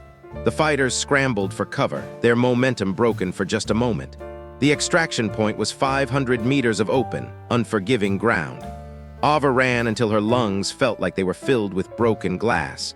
She saw Rodriguez collapse and Chen haul him back up. She saw the blood trail Crawford was leaving. Then the most beautiful sound in the world broke over the horizon, the rhythmic thumping of twin Blackhawks. The door gunners opened up, their miniguns screaming as they shredded the pursuing vehicles and turned the courtyard into a graveyard. The lead helicopter touched down, its rotors kicking up a storm of dust. They threw Crawford inside, then Rodriguez, then the rest. Ava was the last one in, her empty pistol still aimed at the tree line until the bird lifted off. As they climbed into the safety of the night sky, the reality of the mission settled over them. Sullivan was working on Crawford, his face set in a grim mask. Rodriguez was on oxygen, and Webb sat with his head in his hands, blood dripping from a gash on his brow. Hansen asked if Crawford would make it. Sullivan wouldn't give a straight answer, only that he needed a surgeon. Ava looked out the open door at the receding valley. They had failed. The asset was gone, the ambush had been perfect, and they were lucky to be alive. When Crawford finally opened his eyes, his first question was about the mission. Webb had to tell him the truth. They didn't get the asset. Crawford's disappointment was palpable, but his gaze eventually settled on Ava. He realized she had left her post. He reminded her he had told her to stay put. Ava reminded him that he'd also told her to make the hard decisions. A faint, bloody smile touched Crawford's lips before he drifted back into unconsciousness. Back at the base, the silence of the hospital was a jarring contrast to the roar of the battlefield. Crawford went into surgery, and Rodriguez was taken to intensive care. The rest of the team sat in the waiting room, still covered in the dust and blood of the valley. Reeves appeared hours later, looking older than he ever had. He confirmed that Crawford and Rodriguez were stable, but the news on the asset was grim. Marcus Chen had been executed, his death recorded and posted for the world to see. Reeves sat with them, his voice heavy. He spoke of the failure, the need for a full report, and the terrifying possibility that they had a leak or that the enemy was simply getting better. He told them they didn't get to fail without understanding why. Before he left, he asked to speak with Ava alone. In the quiet of the hallway, he told her she had disobeyed orders. He told her she had been reckless and put herself in danger. But he also admitted that she had saved the team. He told her he didn't know whether to promote her or court-martial her. Ava told him she would accept whatever he decided. Reeves sighed, his expression softening just a fraction. He told her she was brave, perhaps too brave, and that she needed to learn the difference between courage and recklessness. He left her there, standing in the cold, fluorescent light. Through a nearby window, Ava watched the sun rise over the mountains, the peaks glowing with a deceptive, peaceful gold. She didn't go to bed. Instead, she went to the team room and sat at the table, unfolding her father's old letter. The words were a lifeline, a connection to a man who had understood the burden she now carried. She read about how being a sniper wasn't about the kill, but about the protection of those who couldn't protect themselves. Webb walked in later, his head bandaged, and sat across from her. He looked at the letter, then at her. He told her that she had done exactly what a great operator does. She had known when to throw the plan away and do what was necessary. He told her to stop measuring herself against veterans and to realize that she had saved more lives in 4 days than most people do in a decade. As the door opened and Sullivan entered with more news about Crawford's recovery, the reality of their situation hit home. Crawford would be out for weeks. The team was broken, the mission was a failure, and the war was far from over. But as Ava looked at the men around her, she knew they weren't finished. They would heal, they would regroup, and they would go back. Because that was what Iron Wolf did. They didn't just survive the shadows, they owned them. The heavy, metallic scent of grease and diesel hung thick in the early morning air of the Bagram Air Base, a constant reminder that the gears of the American war machine never truly stopped grinding. In the small, dimly lit break room of the Iron Wolves Tactical Operations Center, the atmosphere was even heavier, weighted down by the lingering ghost of a mission that had gone sideways in the worst possible way.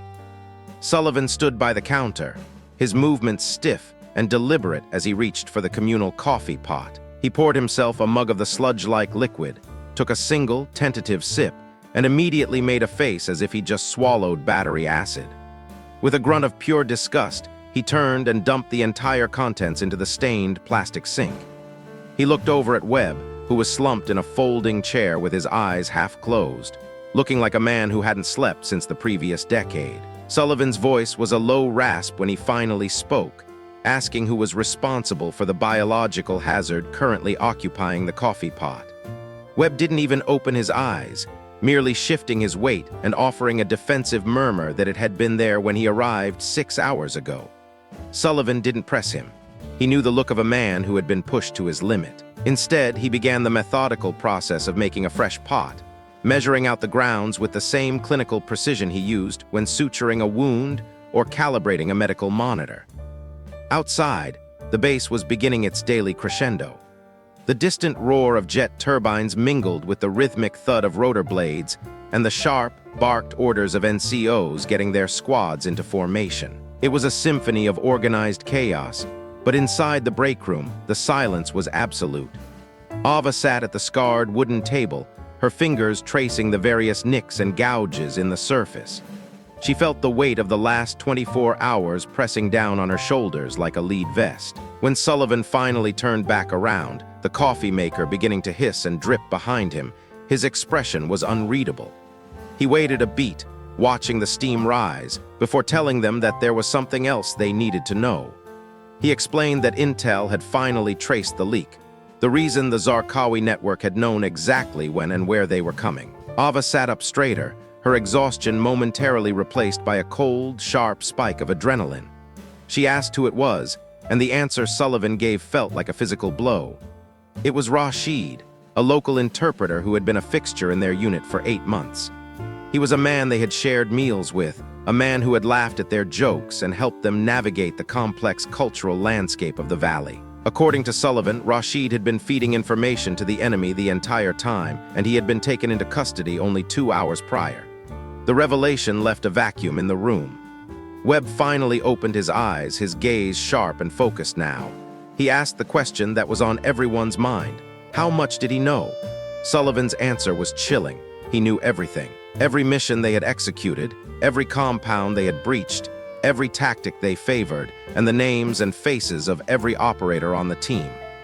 The Iron Wolves were no longer a ghost unit. They were a known quantity, their capabilities mapped out and sold to the very people they were hunting. Sullivan watched the coffee drip, his voice flat and devoid of emotion as he informed them that Commander Reeves was shutting down all operations for the next 72 hours. A complete security review was mandatory. No missions, no deployments, nothing until they could be absolutely certain that the rot hadn't spread further. Ava thought of the CIA asset, Chen, who had been executed during the chaos of their failed extraction. She asked about him, perhaps seeking some form of closure or a sign that his sacrifice meant something, but Sullivan remained pragmatic. He told her the mission was a failure and that they had to move on. It was the cold reality of their profession. Sometimes they won, sometimes they lost, and the only thing they could do was learn from the wreckage and try to survive the next one. When the coffee finally finished brewing, Sullivan poured 3 cups and handed them around. It was still terrible, but it was hot, and in that moment, the heat was enough. Webb took a long pull from his mug and glanced at Ava, mentioning that he'd heard Reeves had given her another dressing down. He asked what the commander's grievance was this time. Ava looked down at the dark liquid in her cup, recounting Reeves' words about her being too brave, about how courage and recklessness were 2 different things. Sullivan, ever the voice of reason, noted that Reeves wasn't entirely wrong, but he also acknowledged that Ava's improvisation had saved lives. Reeves just couldn't say that officially, because to do so would be to admit that his own carefully constructed plan had disintegrated the moment it hit the ground. Webb nodded slowly, defending the commander as a man who cared about results above all else. If you got the job done, Reeves would eventually back you, even if he had to scream himself hoarse in the process. The door creaked open, and Chen walked in, his movements slow and heavy. He was still wearing his demolitions gear, the vest bulky and covered in the fine, pale dust of the Afghan highlands. He looked at the 3 of them, his eyes sunken and tired, and poured himself a cup of coffee without saying a word. Sullivan remarked that he looked like hell, and Chen didn't disagree, admitting he felt even worse. He sat down and cradled the mug as if it were the only thing keeping him grounded. He couldn't stop thinking about Rashid. He talked about how many times he had worked with the interpreter, how much he had trusted him. To Chen, Rashid had seemed like a genuinely good guy, someone who was always smiling and ready to help. The realization that it had all been a performance, a calculated lie while he sold their lives for profit, was a bitter pill to swallow. Webb pointed out that this was simply the nature of the game they played, that you never truly knew who was on your side until the pressure was applied. Chen looked up, asking how one was supposed to know who to trust in a world where everyone had a price. Ava considered this. She thought about Reeves, who had doubted her from the start but still gave her the rifle, about Crawford, who had pushed her to her breaking point but ultimately vouched for her, and about Martinez, who had stayed in the fight when he had every reason to run. She realized that trust wasn't something granted by a contract or a shared language. It was earned through blood and action. She told Chen that you don't ever really know for sure, but you have to decide whether the fear of being betrayed is going to stop you from trusting anyone at all. If you let that fear win, then the enemy has already succeeded in breaking you before the first shot is even fired. Chen stared at her for a long time, eventually remarking that her words were a bit too philosophical for 6 in the morning. Ava just shrugged, leaning back in her chair and noting that sleep deprivation tended to make her deep. They sat there for a while longer, a group of battered soldiers existing in the fragile, quiet space between crises, avoiding the topics of their failures and the names of the dead. The silence was broken by the arrival of Hansen, who appeared in the doorway with a grim set to his jaw. He told them that Reeves wanted everyone in the briefing room immediately. The team gathered what was left of its strength and moved out. Crawford was still in surgery, and Rodriguez was being stabilized in intensive care, but the rest of the Iron Wolves were present, exhausted, bruised, and wearing the invisible scars of their last outing, but ready to stand for inspection. Reeves was waiting for them at the front of the room, standing beside a man Ava had never seen before. He was in his mid-40s, built with the solid, immovable density of a brick wall, with eyes as cold and piercing as glacial ice. Reeves introduced him as Master Chief Derek Stone from Devgru Gold Squadron. He was to be their acting team leader while Crawford recovered. Stone stepped forward, his presence immediately dominating the small room. He didn't offer a greeting or a hand to shake. Instead, he told them he had read their files and reviewed the after-action reports, and quite simply, he wasn't impressed. His voice was a harsh, uncompromising rasp that cut through the room like a blade. He laid out their failings with clinical brutality. They had walked into an obvious ambush because they had relied on compromised intelligence. They had failed to vet their local assets, and they had barely escaped with their lives while failing their primary objective. To Stone, the Iron Wolves were living on a reputation they no longer deserved. Webb started to protest, pointing out that they had done the best they could with the information they had been given, but Stone shut him down instantly. He didn't care about their best. He cared about the fact that people were dead and the mission had failed. Results were the only currency he recognized, and right now the Iron Wolves were bankrupt. Ava felt a hot surge of anger bubbling in her chest. They had bled for each other, sacrificed their safety to keep the unit whole, and here was this stranger telling them they weren't good enough. Stone didn't give them time to dwell on his insults. He pivoted immediately to a new mission, a new target that had been triple verified by high-level intelligence. The target was Khalid Zarqawi himself, the architect of the network that had been a thorn in their side for months. The mission was to take him down that very night before he had a chance to relocate. Hansen pointed out the obvious. Half the team was in the hospital and they weren't at full capacity. Stone didn't blink. He told them they would make do with what they had. He began assigning roles with a mechanical efficiency. Hansen would lead the assault, Webb and Chen were with him, Sullivan was on medical, and Ava was assigned to primary overwatch again. He pulled up a satellite image of a compound 30 kilometers to the north.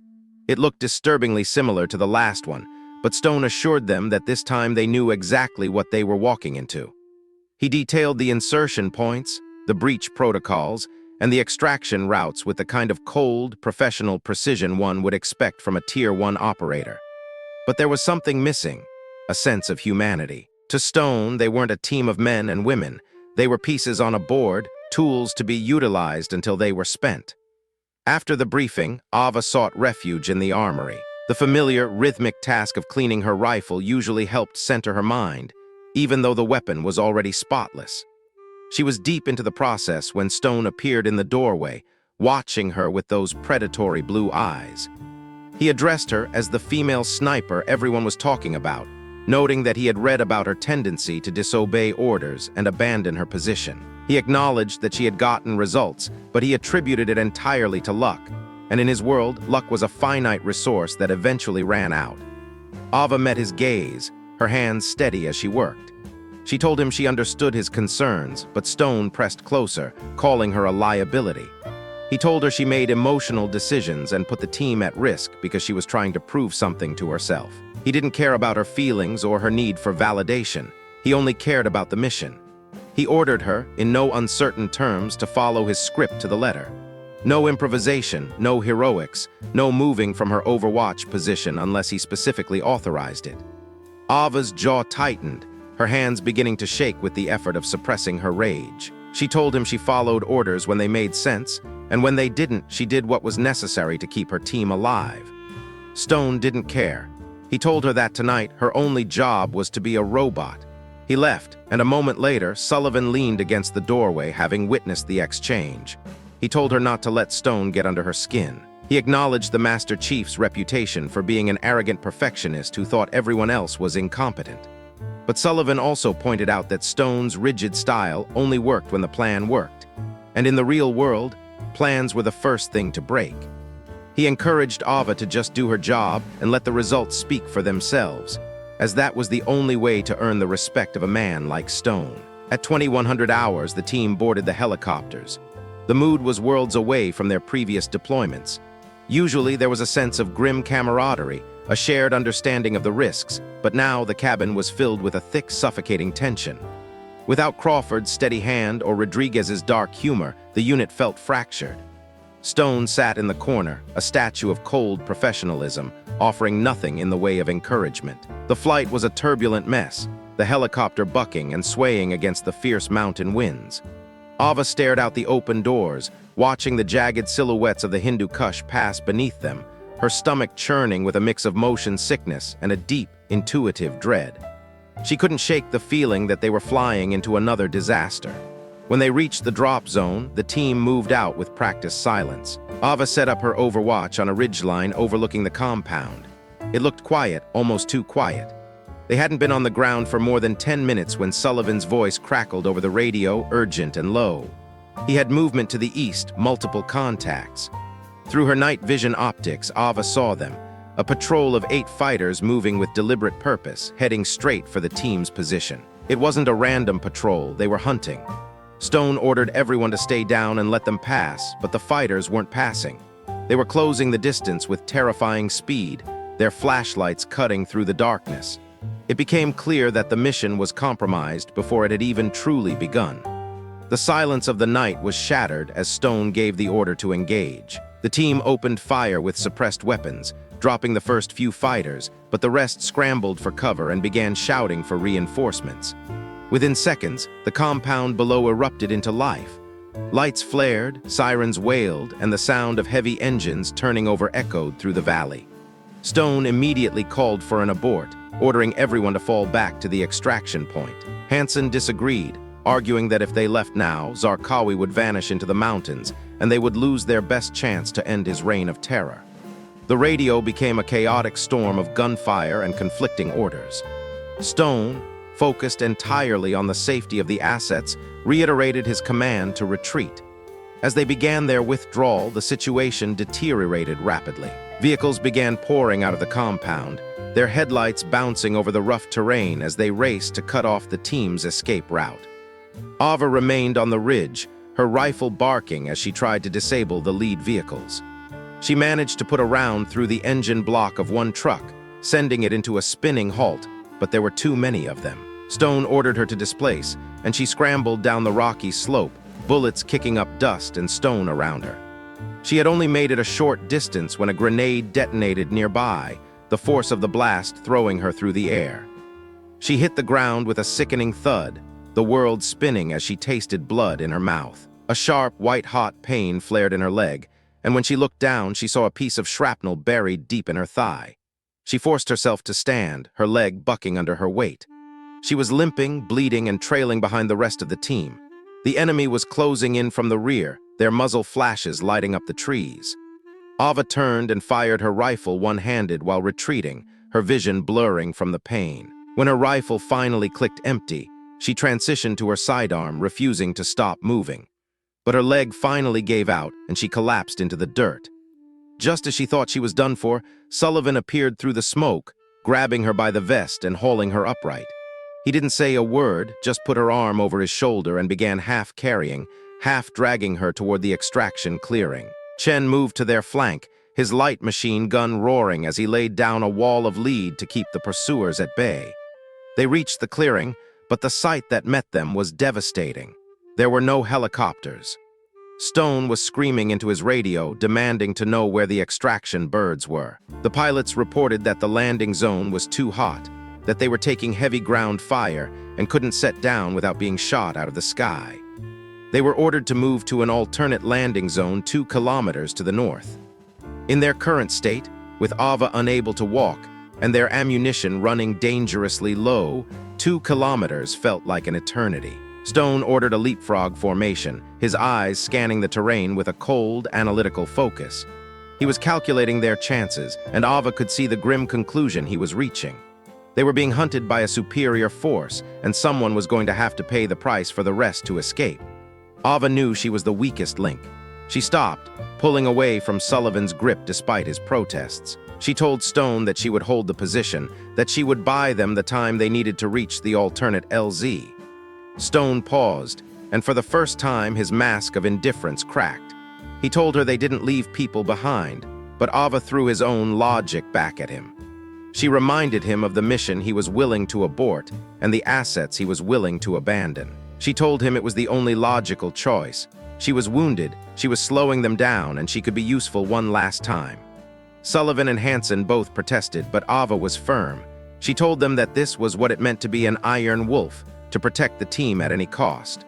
Stone finally made the call, his voice thick with a weight he hadn't shown before. He ordered the rest of the team to move out, giving Ava 4 minutes to hold the line before she was to disengage and try to follow. It was a death sentence wrapped in a military order, and they both knew it. The team disappeared into the darkness, leaving Ava alone in a shallow depression with her rifle, her pain, and 40 rounds of ammunition. She settled into the dirt, the cold mountain air biting at her skin, and waited. When the fighters approached, she didn't rush. She let them get close, ensuring that every shot found its mark. She worked with a terrifying mechanical efficiency, shifting her position after every few rounds to keep them guessing. 3 minutes passed, then 4. The sound of the helicopters grew louder in the distance, heading for the alternate LZ. Ava was out of rifle ammunition. She pulled her pistol, but it too was soon spent. When a fighter rushed her position, she met him with her combat knife, the encounter brief, bloody, and desperate. She managed to scavenge an AK-47 from the fallen man, checking the magazine and finding it half full. She kept moving, her leg a numb pillar of agony, until the sky above her erupted in a storm of tracer fire. A helicopter was coming back, its door guns chewing up the earth around her. Sullivan's voice came over the radio, telling her to pop smoke. She threw her last grenade, and as the orange cloud billowed into the air, the Black Hawk touched down in a whirlwind of dust and spent brass. Sullivan reached out from the door, his hand grabbing hers and hauling her into the safety of the cabin. As the helicopter climbed into the night, Stone looked at her, his expression a mixture of disbelief and grudging respect. He told her it was the stupidest, bravest thing he had ever seen, and then he told her never to do it again. He admitted that she was too valuable to lose, even if her actions had saved all their lives. Ava collapsed against the vibrating metal wall of the aircraft, her strength finally failing as Sullivan went to work on her leg. He told her she was lucky, that the shrapnel had missed her femoral artery by a matter of millimeters. Hansen, sitting across from her, took her hand and thanked her. He acknowledged that while the mission had been a tactical failure, the fact that everyone was going home alive was a victory in itself. The return to Bagram was a blur of lights, sirens, and the sterile white walls of the base hospital. For the third time in as many missions, Ava found herself being stitched back together. Sullivan joked that she should just move her bunk into the ward, while Crawford, his own head still wrapped in bandages, stood in the doorway and scolded her for her heroics. But the mood was dampened when Commander Reeves arrived. He showed them a grainy video that had been uploaded to the internet, propaganda footage from the Zarqawi network showing the Iron Wolves being forced into a retreat. The enemy was using their names, their faces, and their failures to rally support. Because of the security breach and the propaganda blow, JSOC was shutting the unit down indefinitely. The news was a gut punch to everyone. They were being sent back to the States on mandatory leave, while a full counterintelligence sweep was conducted to find any other moles on the base. Reeves told them they had earned the rest, but to the Iron Wolves, it felt like a defeat. They were being benched while the man they were hunting was still out there, laughing at them from the shadows. The next morning, they boarded a transport plane, a group of wounded, tired soldiers heading home to a country that felt a world away. As the plane leveled off and the Afghan coastline faded into the distance, Webb talked about sleeping for 3 days and eating real food, but Ava just stared out the window. She was going home, but she knew that the war and the hunt for Zarqawi was far from over. She had finally found the place where she belonged, only to have it taken away by a shadow in her own ranks. The hum of the transport plane's engines was a low, vibrating drone that seemed to vibrate in Ava's very bones. Looking around the cabin, she saw her teammates in various states of exhaustion. Rodriguez was asleep, his head lolling to the side, his wheelchair locked into place against the cargo floor. Chen was staring at his hands, likely still processing the betrayal of a man he had called a friend. Sullivan was obsessively organizing his medical kit for the 10th time, his hands moving with nervous energy. They were a unit in name, but in spirit, they were a collection of broken pieces. Ava closed her eyes. The image of the orange smoke and the descending helicopter burned into her retinas. She had survived the mountain, she had survived the Master Chief, and she had survived her own willingness to die. But as the plane carried them toward the horizon, she realized that the hardest part of the war wasn't the fighting. It was the silence that followed, and the wait for the chance to set things right. She thought about the medal they would likely never give her, the commendations that would stay buried in classified files, and the fact that most of the world would only ever see the grainy video of their retreat. It didn't matter. She looked at the men around her, the Iron Wolves. They knew what had happened. They knew she had stood her ground. And as the sun began to rise over the edge of the world, lighting up the clouds with a fierce, golden glow, Ava finally allowed herself to breathe. She was a sniper, a soldier, and an Iron Wolf, and she knew with a certainty that transcended orders or reports that they would be back. The hunt wasn't over, it was just beginning. The leave would pass, the wounds would heal, and the security reviews would eventually end. And when that day came, Khalid Zarqawi would find out that you don't wound a wolf and expect it to stay down. You only make it hungrier. The flight continued, a long journey across oceans and continents, taking them further from the dust and the blood. Webb eventually nudged her, offering her a bag of pretzels he'd scavenged from somewhere. He smiled, a genuine, tired smile, and told her to eat something. Ava took the bag, the small gesture of normalcy feeling like a lifeline. They talked about small things, the weather in North Carolina, the cars they wanted to fix up, the families waiting for them. It was a fragile bridge back to the civilian world, a world they were all part of but no longer felt entirely at home in. But for now, it was enough. The Iron Wolves were going home, and for the first time in a long time, the silence wasn't something to fear. It was a promise of a tomorrow they had all fought to see. The heavy, rhythmic thrum of the C-17 Globemaster's engines served as a constant, vibrating backdrop to the exhaustion settled deep in the marrow of their bones. Inside the cavernous, dim cargo hold, the air tasted of hydraulic fluid and recycled oxygen. The men of Iron Wolf were sprawled across the red nylon webbing of the jump seats, their gear stowed in messy piles, their bodies finally succumbing to the weight of the last few weeks. "You'll be bored in 48 hours, Chen predicted, his voice barely audible over the mechanical roar. He was leaning back against the cold fuselage, his eyes closed, though his hands still twitched occasionally as if reaching for a rifle that wasn't there. "We always are," he added with a weary smirk. "It's the curse of the job. You go from 100 miles an hour to a dead stop, and your brain doesn't know what to do with the silence." "Speak for yourself," Rodriguez countered, looking out the small, thick porthole at the jagged Afghan mountains receding into the haze of the horizon below. "I'm going to enjoy every single second of not being shot at. I'm going to find the biggest steak in San Diego, a beer that doesn't taste like dirt, and I'm going to sit in a chair that doesn't vibrate for 3 days straight." He turned his head, his face pale but his eyes sharp. "You think they'll really clear us to go back? I mean, after everything that happened, the leaks, the compromised missions, it feels like the whole deck was stacked against us." Eventually, Crawford said, shifting his weight. He was the anchor of the team, even when he was covered in bandages and smelling of antiseptic.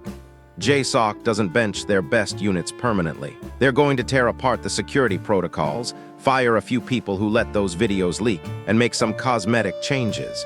Then they'll realize they still need hunters. They'll figure out the security issues and send us right back out, probably just in time for us to be fully healed and perfectly ready to get injured again. "The circle of life," Sullivan said dryly from his corner. He was cleaning his fingernails with a small pocket knife, his movements slow and deliberate. "We get broken, they fix us, they send us back to the place that broke us. Wash, rinse, repeat. It's a beautiful system if you don't think about it too hard." Ava didn't join the conversation. She sat perfectly still, her back against the vibrating wall of the aircraft. Her mind wasn't on steaks or beer or the politics of JSOC. She was thinking about the video, the one that showed the Zarqawi network knew their tactics, their names, and their patterns. She was retracing every mission they had run in the last month, analyzing every shadow and every suspicious movement. How many missions had been compromised before they'd even stepped off the bird? How many of those close calls, those frantic firefights where they barely scraped by, had actually been carefully planned ambushes designed to test them? The thought was a cold stone in her stomach. It wasn't just that they were being hunted, it was that they were being watched, studied like lab rats in a maze. Crawford noticed her silence. He had a way of reading his team that bordered on the telepathic. "You okay, Carter?" he asked, his voice dropping an octave to pull her back to the present. "Just thinking about the leaks," she admitted, her voice steady despite the turmoil inside. "Thinking about how long they've been watching us. How many times we could have been killed if they'd played their hand differently, if they hadn't been so interested in filming us and had just pulled the trigger instead." Crawford let out a long, slow breath. "That's the job, Lieutenant. We operate in the dark, they operate in the dark, and sometimes the dark swallows people whole. You can't dwell on the what-ifs or you'll never find the courage to put your boots on the ground again.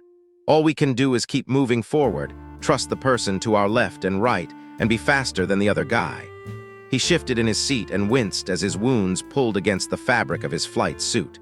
"You did good out there, Lieutenant. Better than good. You saved lives multiple times in situations that would have broken most people twice your age. I'm proud to have you on my team, and I don't say that to many people." Ava felt a lump form in her throat, a rare crack in her professional armor. "Thanks, Chief. But let's be clear. If you volunteer for one more suicide mission without consulting the rest of us, I'm going to shoot you myself. Just so we're clear. Crystal clear." Crawford actually chuckled, a dry, rasping sound. "I'll keep that in mind. Death by lieutenant or death by Zarqawi. It's good to have options."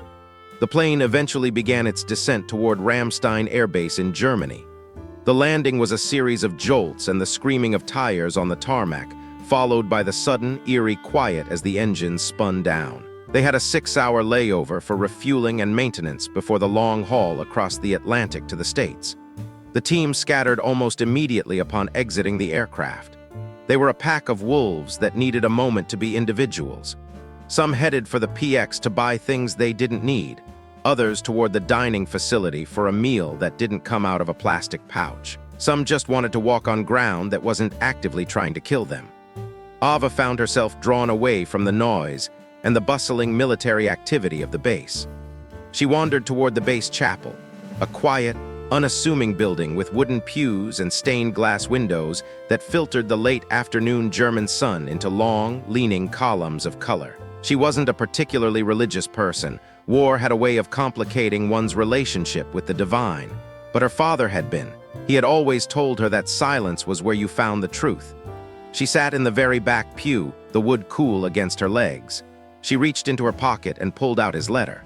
The paper was worn at the edges, softened by the sweat and humidity of the deployment. She read it again, her eyes tracing the familiar slant of his handwriting. "Your dad?" Ava looked up, startled. Hansen was standing in the aisle, his hands buried deep in his pockets. He looked older in this light, the lines around his eyes etched deep by the sun and the stress of command. "Yeah," she said, folding the paper slightly. "He wrote this before his last deployment. It's the only thing I have left of him besides his rifle." Hansen walked over and sat down in the pew next to her, but he kept a respectful distance, leaving a gap of several feet between them.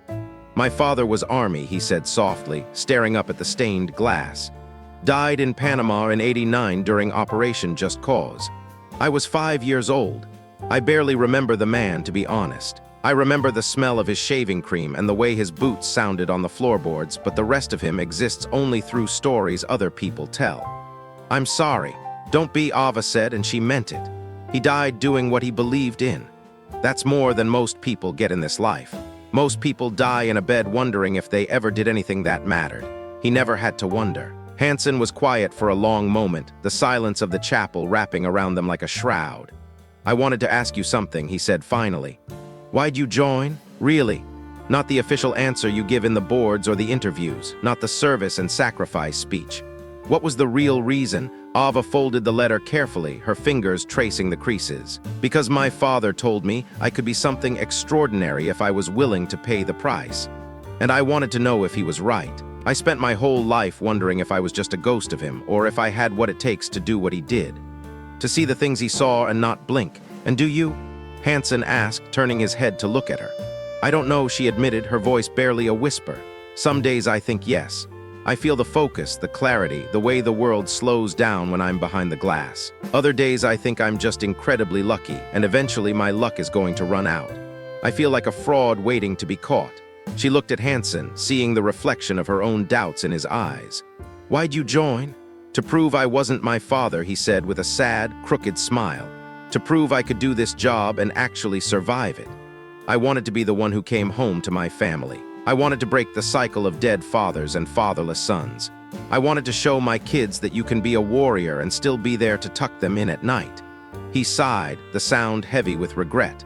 Hasn't worked out so well, though. I've been deployed more than I've been home. My kids barely know me. They look at me like I'm a stranger who occasionally raids the refrigerator. My wife has stopped asking when I'm coming back because she knows I'll just leave again the second the phone rings. Then why do you keep doing it? Ava asked. Why not walk away? You've done your time. You've earned the right to go home. Because guys like Zarqawi don't stop being dangerous just because I want to be home for my daughter's birthday, Hansen said, his voice hardening. The world is a dark place, Lieutenant, and most people get to live in the light because guys like us are standing in the shadows, holding back the tide. Someone has to stand between the darkness and the people who can't defend themselves. Might as well be me. I'm already broken in all the ways that matter. Why let someone else get broken too? He stood up, brushing the dust off his trousers. For what it's worth, your father was right. You are extraordinary. Not because of your shooting or your tactics, though those are impressive. You're extraordinary because you genuinely care about the people you serve with. That's rarer than you think in this community. Most people are in love with the violence. You're in love with the team. Don't lose that. He left her alone in the chapel then, and Ava sat in the silence for a long time. She felt the weight of everything she'd seen and done in the past 2 weeks. The faces of the men she'd killed, the sound of Martinez's breathing, the way the blood had looked on the dusty Afghan soil. The flight to the States was long and uncomfortable. The relief of leaving the combat zone had been replaced by a simmering tension, a restlessness that made it impossible to get comfortable. Ava slept in fits and starts, her dreams a chaotic montage of gunfire, explosions, and the sight of Crawford lying motionless in a courtyard. She woke up gasping, her heart hammering against her ribs, disoriented by the dim light of the transport plane. Easy, Lieutenant. Just dreams. You're safe. Sullivan's voice was calm, a steady anchor in the dark. He was sitting across from her, his face illuminated by the faint glow of a tablet. But she didn't feel safe. She felt like the war had followed her onto the plane, burrowed into her head, and made a home in the quiet moments of her mind. She felt like she was still waiting for the next ambush, still listening for the crack of a sniper's rifle. They landed at Andrews Air Force Base outside Washington, D.C., under a gray, drizzling sky. There was a brief ceremony on the tarmac, the kind of performance the military did for the cameras and the high-ranking officers who liked to feel involved. A few generals shook their hands, thanked them for their service with practiced smiles and pinned ribbons on chests. It felt hollow to Ava. The medals didn't bring back the dead or erase the memories. Then they were released. They were given 2 weeks of leave and told to report back for a full debrief and reassessment. The team scattered, heading to different parts of the country to try and remember how to be civilians. Ava took a military hop to Montana, arriving in Billings just as the sun was setting over the mountains. The air was a revelation, cold, clean, and smelling of pine trees and damp earth instead of diesel fuel, rot, and dust. She had forgotten how quiet it could be. In Afghanistan, the silence was a threat. It meant the enemy was waiting. Here, the silence was peaceful, a blanket that muffled the noise of the world. She rented a car and drove for hours, heading toward Great Falls. She found herself at her father's grave just as the moon was rising. It was a simple headstone in a well-kept military cemetery, rows upon rows of white markers standing like silent soldiers. She hadn't been here since before her deployment. There had been no time between the grueling training and the sudden assignments. She sat on the grass next to his marker, the ground cold against her jeans. "Hey, Dad," she said, her voice small in the vastness of the night. "I made it. I joined the SEALs. I got assigned to a unit called Iron Wolf. You wouldn't believe the things I've seen. You were right about me having steady hands, though. I used them to save some good men's lives." The wind rustled through the nearby trees, a soft, whispering sound. Somewhere in the distance, a bird called out to its mate. I also almost got killed about a dozen times, she continued, a faint smile touching her lips. Turns out being brave and being reckless are pretty much the same thing, and it seems I'm really good at both. The team says I need to work on my survival instincts. They think I take too many risks. She looked at the name on the stone. You would have liked them, Dad. Crawford reminds me of you. He has that same stubborn determination, that same refusal to quit even when he probably should. He's a good man. They all are. She pulled out his letter, read it one more time by the light of her phone, then carefully placed it back in her pocket. I'm not done yet. I've got 2 more weeks of leave, then I'm going back, assuming they clear us for operations. And if they don't, I'll find another way to fight, because you taught me that some things are worth the sacrifice. Some things are worth standing up for even when it's hard, even when it hurts. She stood up, brushed the grass from her clothes, and saluted the headstone the way she'd been taught as a child. I love you, Dad. I'm going to make you proud. I promise. The 2 weeks passed in a strange, disjointed blur. Ava visited old friends, but the conversations felt forced. She went to her favorite diner, but the food tasted bland. She hiked the trails she'd run as a teenager with a weighted pack, pushing her body until her lungs burned, trying to outrun the memories. Everything felt different. The civilian world seemed distant and unreal, like she was watching a movie with the sound turned off. The concerns people had, traffic, bills, relationship drama, a slow internet connection, felt trivial, almost offensive compared to the life and death stakes she'd just left behind. She tried to explain it once to an old friend from high school over coffee. The girl was complaining about her boss, and Ava just sat there, staring at her. How do you describe the weight of a command decision? The sound of a bullet passing inches from your head with a sharp, metallic snap. The feeling of pulling a wounded teammate from a kill zone while the world around you explodes into fire and stone. You don't. You just smile and nod and pretend everything's fine while a part of you screams that you don't belong here anymore. On day 13, her phone rang. It was a number she knew by heart. Crawford. Chief, she said, her voice instantly transitioning into its professional cadence. Carter, how's leave treating you? It's fine, quiet, different. Yeah, it always is, Crawford said, and she could hear the familiar gravel in his voice. Listen, I just got word from Reeves. The security review is complete. They've identified and removed the compromised personnel. They traced the leaks back to a contractor in the communications hub. The rats have been cleared out. We're cleared to return to operations. When? ASAP. They've got a target, high-value, time-sensitive. Khalid Zarqawi himself. We have intelligence on his movement. They want Iron Wolf back in the game immediately. There was a pause on the line. They specifically requested you, Carter.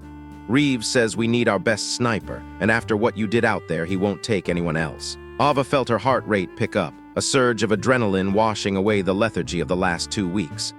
The civilian world evaporated instantly. The warrior emerged, cold and focused. I'll be on the next flight out. Thought you might say that. See you in 48 hours at Bagram. And Carter? Yeah, Chief, get your head right before you come back. We need you sharp, not distracted by the mountains. We're going into the hornet's nest. She hung up and immediately started packing. The quiet of Montana, the peace of her father's grave, the normalcy of life, all of it was gone. She was going back to war, back to her team, back to the only place where the world made sense. 46 hours later, Ava walked into the Iron Wolf compound at Bagram Airfield. The heat hit her like a physical blow, the familiar smell of dust and jet fuel filling her senses. The team was already there, geared up and focused. Crawford looked significantly better. His head wound had healed into a jagged scar, and his eyes were sharp with purpose. Rodriguez was out of his wheelchair, moving carefully and favoring his side, but he was on his feet. Webb, Chen, Sullivan, Hansen, all of them were there, checking their gear, their expressions welcoming her back into the fold without needing words. Glad you could make it, LT, Webb said, tossing her a fresh magazine. Mission brief in 10 minutes. Hope you didn't forget how to shoot while you were breathing that mountain air. I'll manage, she said, catching the magazine with one hand. Reeves appeared at the door of the Tactical Operations Center and gestured for her to follow him. Inside, the room was cool and filled with the hum of computers. He pulled up a series of high-resolution intelligence photos on a large monitor. Khalid Zarqawi, Reeves said, pointing to a grainy image of a bearded man entering a stone building. He's moving locations tonight. He's leaving his current compound and heading to a new safe house deep in the mountains. We've got a 4-hour window to intercept his convoy during the transfer. This is our best shot, maybe our only shot at taking him down before he disappears again. What's my role? Ava asked, her eyes fixed on the map of the mountain pass. Same as always, Overwatch sniper.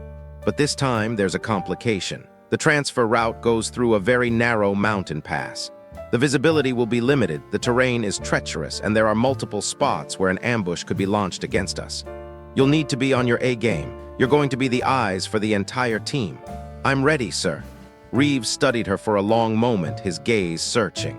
You've been through a lot in a very short time, Lieutenant. Multiple combat operations, injuries, watching your teammates nearly die. No one would blame you if you needed more time to decompress. If you're not ready, tell me now. With respect, sir, my team needs me. That's all that matters. I'm not here to decompress. I'm here to finish this. Reeves nodded, a flicker of respect in his eyes, spoken like a true Iron Wolf operator. Get your gear ready. We insert at 2200 hours. And Carter, don't take any unnecessary risks. We need you alive and functional, not heroic and dead. Understood, sir. The mission brief was concise and brutal. The team would insert via helicopter 5 kilometers from the intercept point to avoid detection.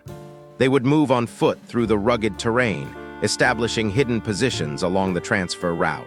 When Zarqawi's convoy appeared, they would hit it hard and fast, disable the vehicles, eliminate the security detail, and capture or kill the target. Ava would be positioned on a high ridge overlooking the pass. She was the safety net, the guardian who would engage any threats that the assault team couldn't see. The helicopter insertion was a ghost-like affair, the birds skimming low over the jagged peaks in the dead of night. The 5-kilometer hike that followed was a test of endurance. The terrain was steep, the rocks loose and treacherous, and the temperature at that altitude was bone-chilling. But the team moved like a single organism, silent and efficient.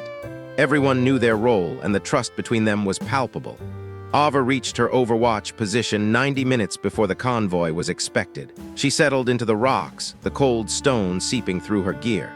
She set up her rifle, the long, black barrel of the Mk-13 pointing into the darkness. She checked her distances, prepared her range cards, and adjusted her night vision. Through the scope, the pass below was a river of green-hued shadows. It was a narrow road carved into the mountainside, barely wide enough for 2 vehicles to pass. It was, as Reeves had said, perfect ambush terrain. Overwatch in position, she whispered into her comms. Copy, Crawford's voice came back, low and steady. Assault element is set. We're in the basement. We're ready when they are. Then the waiting began. Minutes stretched into an hour. The cold became a physical weight, making her fingers stiff and her breath come in visible puffs of white mist. She flexed her hands repeatedly to keep the blood moving, her eyes never leaving the scope. She watched a small lizard skitter across a rock. She watched the way the wind moved the scrub brush. Then headlights, contact, 3 vehicles approaching from the south, Ava reported, her voice devoid of emotion, probable target convoy. The vehicles moved slowly, their lights cutting through the darkness. They were cautious, stopping occasionally as if scanning for danger. There were 2 armored subs and a technical truck with a heavy machine gun mounted in the back. Through her scope, Ava could see armed men in the vehicles, their faces obscured by scarves. In the middle SUV, she caught a glimpse of a figure that matched the intelligence photos of Zarqawi. The convoy entered the designated kill zone. Assault element, engage on my mark, Crawford commanded. 3, 2, 1, mark. The night erupted. The assault team opened fire from their concealed positions, the muzzle flashes lighting up the canyon walls. The lead sub's tires were shredded instantly, sending it skidding into the rock wall. The technical truck's gunner tried to traverse his weapon, but Ava didn't give him the chance. She squeezed the trigger, and the man fell backward, his weapon firing harmlessly into the sky. The convoy ground to a halt. Fighters poured out of the vehicles, screaming and firing wildly. Ava worked systematically, her breathing slow and rhythmic. Each time she pulled the trigger, a threat vanished. A fighter raising an RPG down. 2 men trying to flank Crawford's position down. The driver of the middle SUV trying to reverse, shot through the windshield. But as the seconds ticked by, a cold realization began to dawn on her. There were too many of them, more than intelligence had predicted, and they weren't panicking. They were moving with coordinated precision, taking up defensive positions and returning fire with disciplined bursts. Chief, something's off, Ava said, her voice tight. They're too organized. They're not running, they're holding. I see it, Crawford replied, the sound of heavy gunfire nearly drowning him out. Keep providing cover. were moving to secure the target vehicle. The assault team advanced under the umbrella of Ava's fire. She dropped 3 more fighters who were pinned behind the lead SUV. Her ammunition was running low, but she couldn't slow down. She had to keep the path clear for her team. Crawford reached the middle SUV and yanked the door open, his rifle leveled. Ava watched through her scope, her heart hammering. She saw Crawford's body language change instantly. He stepped back, his weapon lowering slightly. Negative on target. Crawford shouted over the radio, "Zarqaw is not here, it's a decoy." The trap snapped shut. Ava swung her scope upward, scanning the high ground above the pass. That's when she saw them. At least 30 fighters were emerging from concealed positions in the rocks above the convoy. They had been waiting for Iron Wolf to commit to the ambush, letting them walk right into the center of the kill zone. "Contact high ground," Ava screamed. "Multiple hostiles, assault team 6 o'clock. They are above you." The new fighters opened fire, a devastating crossfire that caught the assault team in the open. Crawford and his men dove for cover behind the wreckage of the convoy, pinned between the survivors of the subs and the reinforcements on the ridge. Ava engaged the high ground targets as fast as she could bolt the rifle. She dropped one, then another, but they kept appearing. A bullet struck the rock inches from her head, showering her with stone chips and dust. They had spotted her. "We're getting hammered here." Webb's voice was a roar of frustration and pain. "We need to disengage." "Can't," Crawford yelled back. "They've got us boxed in. Overwatch, we need those high ground positions silenced now." Ava fired until her rifle clicked on an empty chamber. She slammed in her last magazine and kept going. Each shot was a desperate prayer. She saw Chen go down, saw Sullivan dragging him behind a wheel of the truck. She saw Rodriguez firing his rifle one-handed, his other arm soaked in blood. They were being overwhelmed. Ava looked at the technical truck sitting in the middle of the road. The heavy DSHK machine gun was still intact, its belt of ammunition swaying in the wind. "Chief, I've got an idea," she said, her voice remarkably calm. "You're not going to like it." "What?" Crawford barked. "That technical truck. If I can get to that DSHK, I can sweep the ridge. I can give you the window you need to extract. You're 300 meters away on a ridge." Crawford shouted, "How the hell are you going to get to the truck?" "Very quickly," she said, "and with a lot of luck." "Carter, that's insane. You'll be shredded before you hit the road. Do you have a better plan, Chief? Because from where I'm sitting, you guys have about 2 minutes before they close the circle."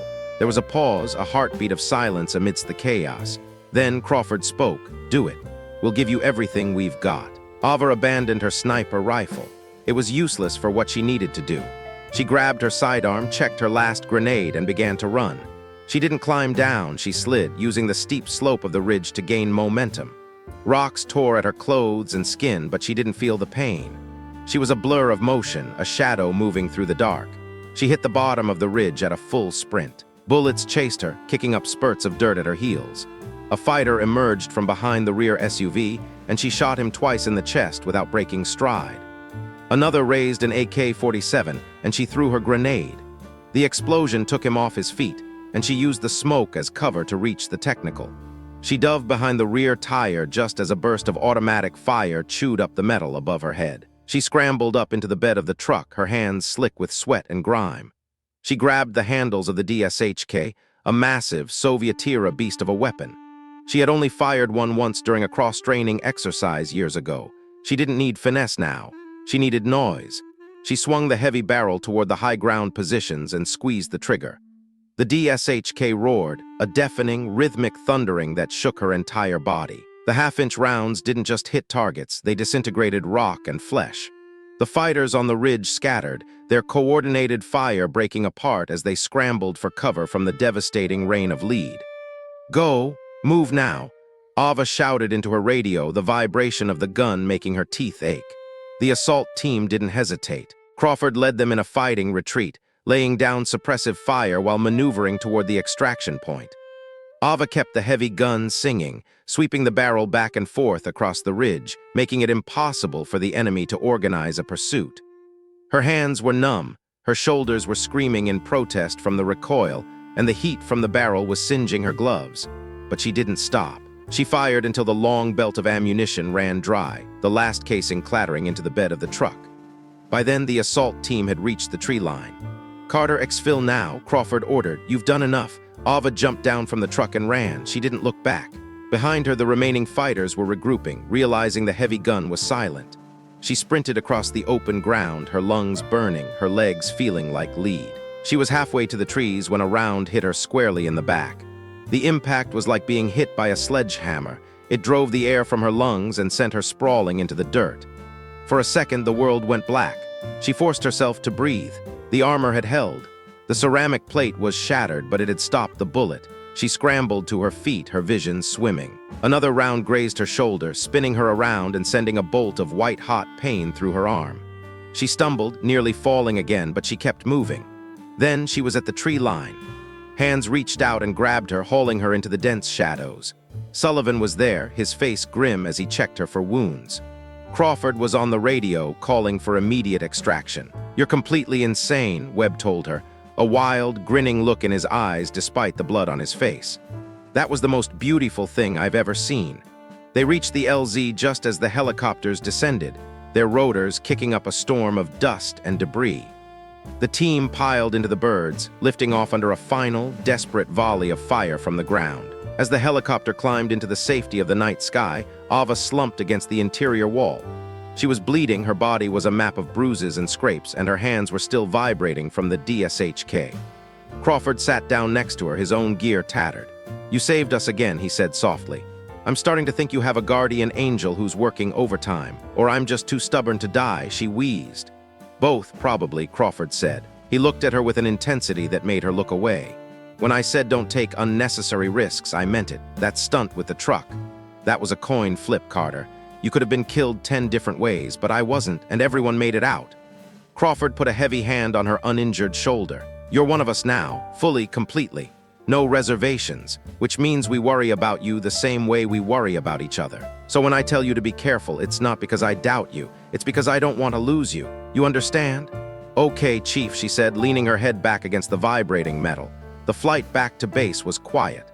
The adrenaline was fading, leaving behind a hollow, bone-deep exhaustion. Reeves met them on the tarmac as the sun began to peek over the mountains. He listened to Crawford's debrief, his face unreadable. "The mission was compromised," Reeves said finally. "Zarqawi wasn't there. We lost operational security again. Someone knew we were coming." "Yes, sir," Crawford said, "but everyone came home because of Lieutenant Carter." Reeves turned his gaze to Ava. "According to the initial reports, you eliminated at least 15 combatants and suppressed an ambush that should have annihilated the entire assault element." He actually smiled, a rare, fleeting thing. "That's not bad for a lieutenant who's been in country for less than a month." "Thank you, sir." "Don't thank me yet," Reeves said, his expression darkening. "JSOC is pulling Iron Wolf from Afghanistan. The security leaks are too severe, and the network we're fighting has too much reach. They're moving the unit back stateside for retraining and reorganization. We're going to find out who's talking, and we're going to burn them down." He paused, looking at the bruised and battered team. "You're being recommended for the Silver Star, Carter." Crawford, Hansen, and Sullivan all submitted statements. "It won't make up for the mission failures, but it's recognition for what you did." The Silver Star.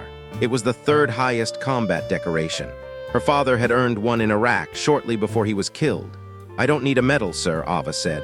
"I just need my team to stay alive." "And they did because of you. Accept the recognition, Lieutenant. You've earned it a dozen times over." 3 days later, Iron Wolf boarded a C-17 for the final flight home. They sat together in the hold, a ragged collection of warriors who had been through the fire and come out the other side. "Think we'll ever come back?" Chen asked, staring at the floor. "Probably," Crawford said. "Wars don't end just because we leave. They just wait for us to come back." They flew in a comfortable silence, the kind that only exists between people who have seen the worst the world has to offer and survived it together. Somewhere over the Atlantic, Sullivan nudged Ava awake. "Hey, Lieutenant, I've got something for you." He handed her a small wooden box. Inside was a patch, the Iron Wolf insignia, a snarling wolf's head. But it was different from the standard issue. It was custom-made with her name embroidered neatly below it, and underneath that, a single word, earned. "We all voted," Sullivan said. "You've been through the fire. You've proved yourself. This is yours, official member of the pack, no qualifications, no asterisks. Welcome home, Carter." Ava held the patch, feeling the texture of the embroidery. She had started this journey trying to prove she belonged, trying to show the world that she could stand among the elite. She had fought for every inch of respect, every scrap of recognition. But as she looked at her team, her brothers, she realized she didn't need to prove anything anymore. The validation didn't come from a medal or a promotion. It came from the fact that when the world had fallen apart, they had looked to her, and she had been there. The plane touched down at Dover Air Force Base in the early morning light. They deplaned in silence, carrying their wounds and their memories. Some would retire, some would go back to the fight, but they would always be connected. Ava walked across the tarmac, the morning sun warm on her face. Her mother was there, waiting by the fence, tears streaming down her face. Ahead of her, Crawford called out, "See you in 6 weeks, Carter. Don't get soft on us." "Wouldn't dream of it, Chief," she shouted back. She embraced her mother, feeling the civilian world trying to pull her back into the light. But she knew the truth now. Part of her would always be on that ridge. Part of her would always be Iron Wolf. She had become exactly what her father knew she could be. Extraordinary.